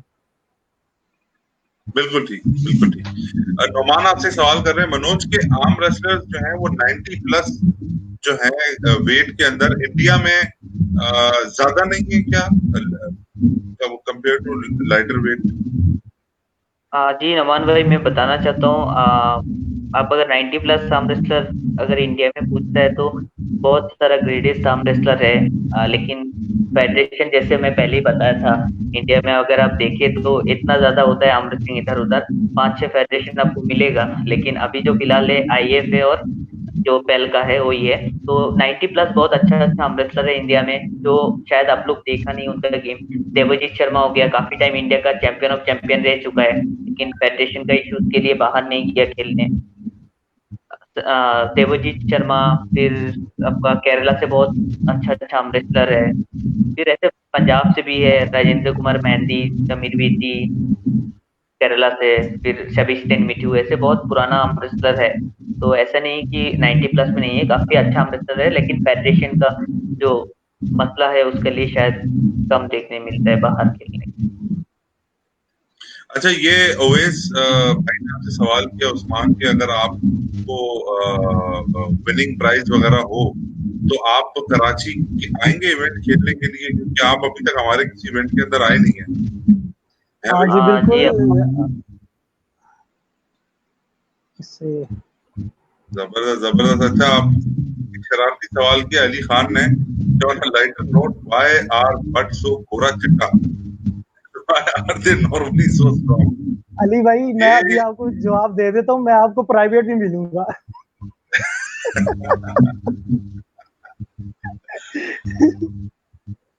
अच्छा, हमारे एक टीम मेंबर है एपीएल के Syed Afsan Badshah, Manoj ji has a question for you that अबिन क्यूरन, सॉरी अगर मैं नाम ठीक नहीं ले रहा हूँ, is in heavier weight class, but have you tried him on site? जी एविन कुरिन, आपको जैसे बताया था मैंने जी, मैंने जैसे आपको पहले बताया था जब बात हो रहा था स्पॉन्सरशिप का, तो एविन कुरिन के बारे में मैं नाम लिया था। Three times champion of champion था कंटिन्यूअस इंडिया का। तो लाइट वेट उनका जब बॉडी वेट 68 केजी था, 70 केजी में पार्टिसिपेट किया, तब से सीओसी बना है इंडिया में। काफी अच्छा प्लेयर है, लेकिन मजा नहीं किया बाहर खेलने। तो एविन कुरिन से ऑफ टेबल कभी प्रैक्टिस नहीं किया, बट काफी रेस्पेक्टिव, काफी अच्छा आर्म रेसलर है इंडिया का, one of the strongest arm wrestler. अभी उनका वेट अराउंड 80 केजी, अभी 80 केजी में पार्टिसिपेट करते हैं। ठीक है, हमारा time almost we are done. आखिरी 20-25 सेकंड रह गए। Manoj, your last word for the arm wrestlers जो भी सुन रहे थे आज आपको। हाँ जी, सभी एबीएल का और सभी पाकिस्तानी आर्म रेसलर को इंडियन आर्म रेसलिंग फेडरेशन का तरफ से, इंडियन आर्म रेसलिंग कम्युनिटी का तरफ से, आर्म रेसलर का तरफ से वही बताना चाहता हूँ कि आप सब लोग अच्छा रहे, इस कोविड सिचुएशन में घर में रहे, जैसे भी ट्रेनिंग करने का मौका मिले ट्रेनिंग करें, और जल्द से जल्द जब सिचुएशन ठीक होगा वो कि सभी प्लेयर को अच्छा इवेंट मिलेगा। और बहुत बहुत थैंक्स सलमान भाई आपको, शहबाज भाई और एबीएल को ऐसे इनिशिएटिव लेने के लिए, जैसे हम लोग ऐसे ब्रदर कनेक्ट हो सका, काफी नॉलेज शेयर किया। तो thank you so much ABL family, end of course Usman भाई, बहुत अच्छा लगा बात करके आपको। Thank you Usman, any last words from you यार? मैं लास्ट में यही कहना चाहूँगा कि एज अ पाकिस्तानी मैं ये कहना चाहूँगा कि जो भी प्लेयर्स हैं, जहाँ भी आए, इंडिया में है, पाकिस्तान में है, सबसे यही कहूँगा कि कभी गिव अप ना करें। जो स्पोर्ट्स आप खेल रहे हैं उस पर आप डटे रहें, and hard work page of. आप मेहनत करते रहें, इसका सिला आपको ज़रूर मिलता है। और सेकंड, आप स्टे होम, स्टे सेफ, और इंशाल्लाह अगर इस तरह ही ये इस इनिशिएटिव लेते रहे एबीएल, तो मेरा नहीं ख्याल कि आर्म रेसलिंग इंशाल्लाह बहुत जल्द और मज़ीद प्रमोट होगी। और बिल्कुल हमें साथ में thanks to PAF, Pakistan arm wrestling federation, जिन्होंने प्लेयर्स को प्लेटफॉर्म दिया। फिर एबीएल भी माशाल्लाह इतने अच्छे तरीके से काम कर रही है, मैनी थैंक्स। और दूसरा, इंडियन प्लेयर्स को भी के लिए यही है कि अगर हम आपस में स्पोर्ट्स को जारी रखेंगे, ये तो एक प्यार मोहब्बत का सिलसिला, अगर आपस में कंपटीशन होते रहेंगे तो इससे जो भी है अदावतें वगैरह वो सभी दूर होती हैं। अगर आप क्रिकेट में देखते हैं जिस तरह हाइप क्रिएट होती है कि इंडिया पाकिस्तान का मैच है, ये हो जाएगा, न्यूज़ पे देखते हैं ये टाकरा वो टाकरा, ये जंग है ये जंग है, तो लेकिन जब एट दी ग्राउंड होता है तो उसमें सारी सिचुएशन ही डिफरेंट होती है। आप देखते हैं प्लेयर एक दूसरे से हैंडशेक भी कर रहे होते हैं, गले भी मिले होते हैं। देखिए प्लेयर की तो आपस में तो कोई रंजिश नहीं है, उसने तो जस्ट अपनी गेम खेलनी है। हमें भी यही है कि हम अपनी स्पोर्ट्स खेलें और एक दूसरे के साथ प्यार करें, और बस यही मेरा आप सबको पैगाम है। बहुत बहुत शुक्रिया यार आप दोनों का। उस्मान, आपका बहुत बहुत शुक्रिया, और आज आपने निकाला टाइम, और you are one of the most favourite arm wrestler in Pakistan, और आपकी बड़ी फैन फॉलोइंग है कराची के अंदर। एबीएल के दरवाजे हमेशा आपके लिए खुले हुए हैं, और इनफैक्ट ये गलत है मेरा ये कहना कि एबीएल के दरवाजे आपके लिए खुले हुए। You are part of ABL, all the arm wrestlers in Pakistan are part of ABL. So, and we want you to play as much events as possible and represent Pakistan in the region and internationally. So, inshallah, all the best to you, और keep training, अपनी training tight रखें, क्योंकि आपसे बड़ी उम्मीदें आपसे और आपके शहर के जितने भी आर्म रेसलर्स हैं उनसे बहुत उम्मीदें हैं। और इसके अलावा Manoj, thank you, it was an honour have you on our show. आज आपने हमें बहुत चीजें सिखाई, हम समझे। मैंने पर्सनली काफी चीजें आज आपसे समझी, अंडरस्टैंड की, और आई होप कि हम इससे एक अच्छी याद भी लेकर जाएंगे आज के इस शो से, और हम ये सेशंस और इस तरह की आगे भी कंटिन्यू रखेंगे, ताकि हमारी लर्निंग भी हो, हमारी भी कायम रहे, और हम एक दूसरे इस तरह पोस्ट को ज्यादा बेहतर कर सकते हैं। और ये जो गेम है, जो नेग्लेक्टेड गेम है किस्म का, उसको हम किस तरह बेहतर से बेहतर ऊंचाइयों तक लेकर जा सकते हैं। It was such an honour to host both of you, और we would want you to have come on our show in future as well. So thank you जी, सलाम आप लोग की ग्रेटनेस और आपके support. Thank you so much Salman भाई। Thank you जी, अल्लाह हाफिज़, अपना ख्याल रखें। Thank you everyone for participating. अल्लाह हाफिज़। ठीक है उस्मान भाई, okay okay. Love to all the Indian arm wrestlers and Indian audience and Pakistani arm wrestlers and all the international community of arm wrestlers who are connected with us on today's show. Take care, Allah Hafiz, and bye bye.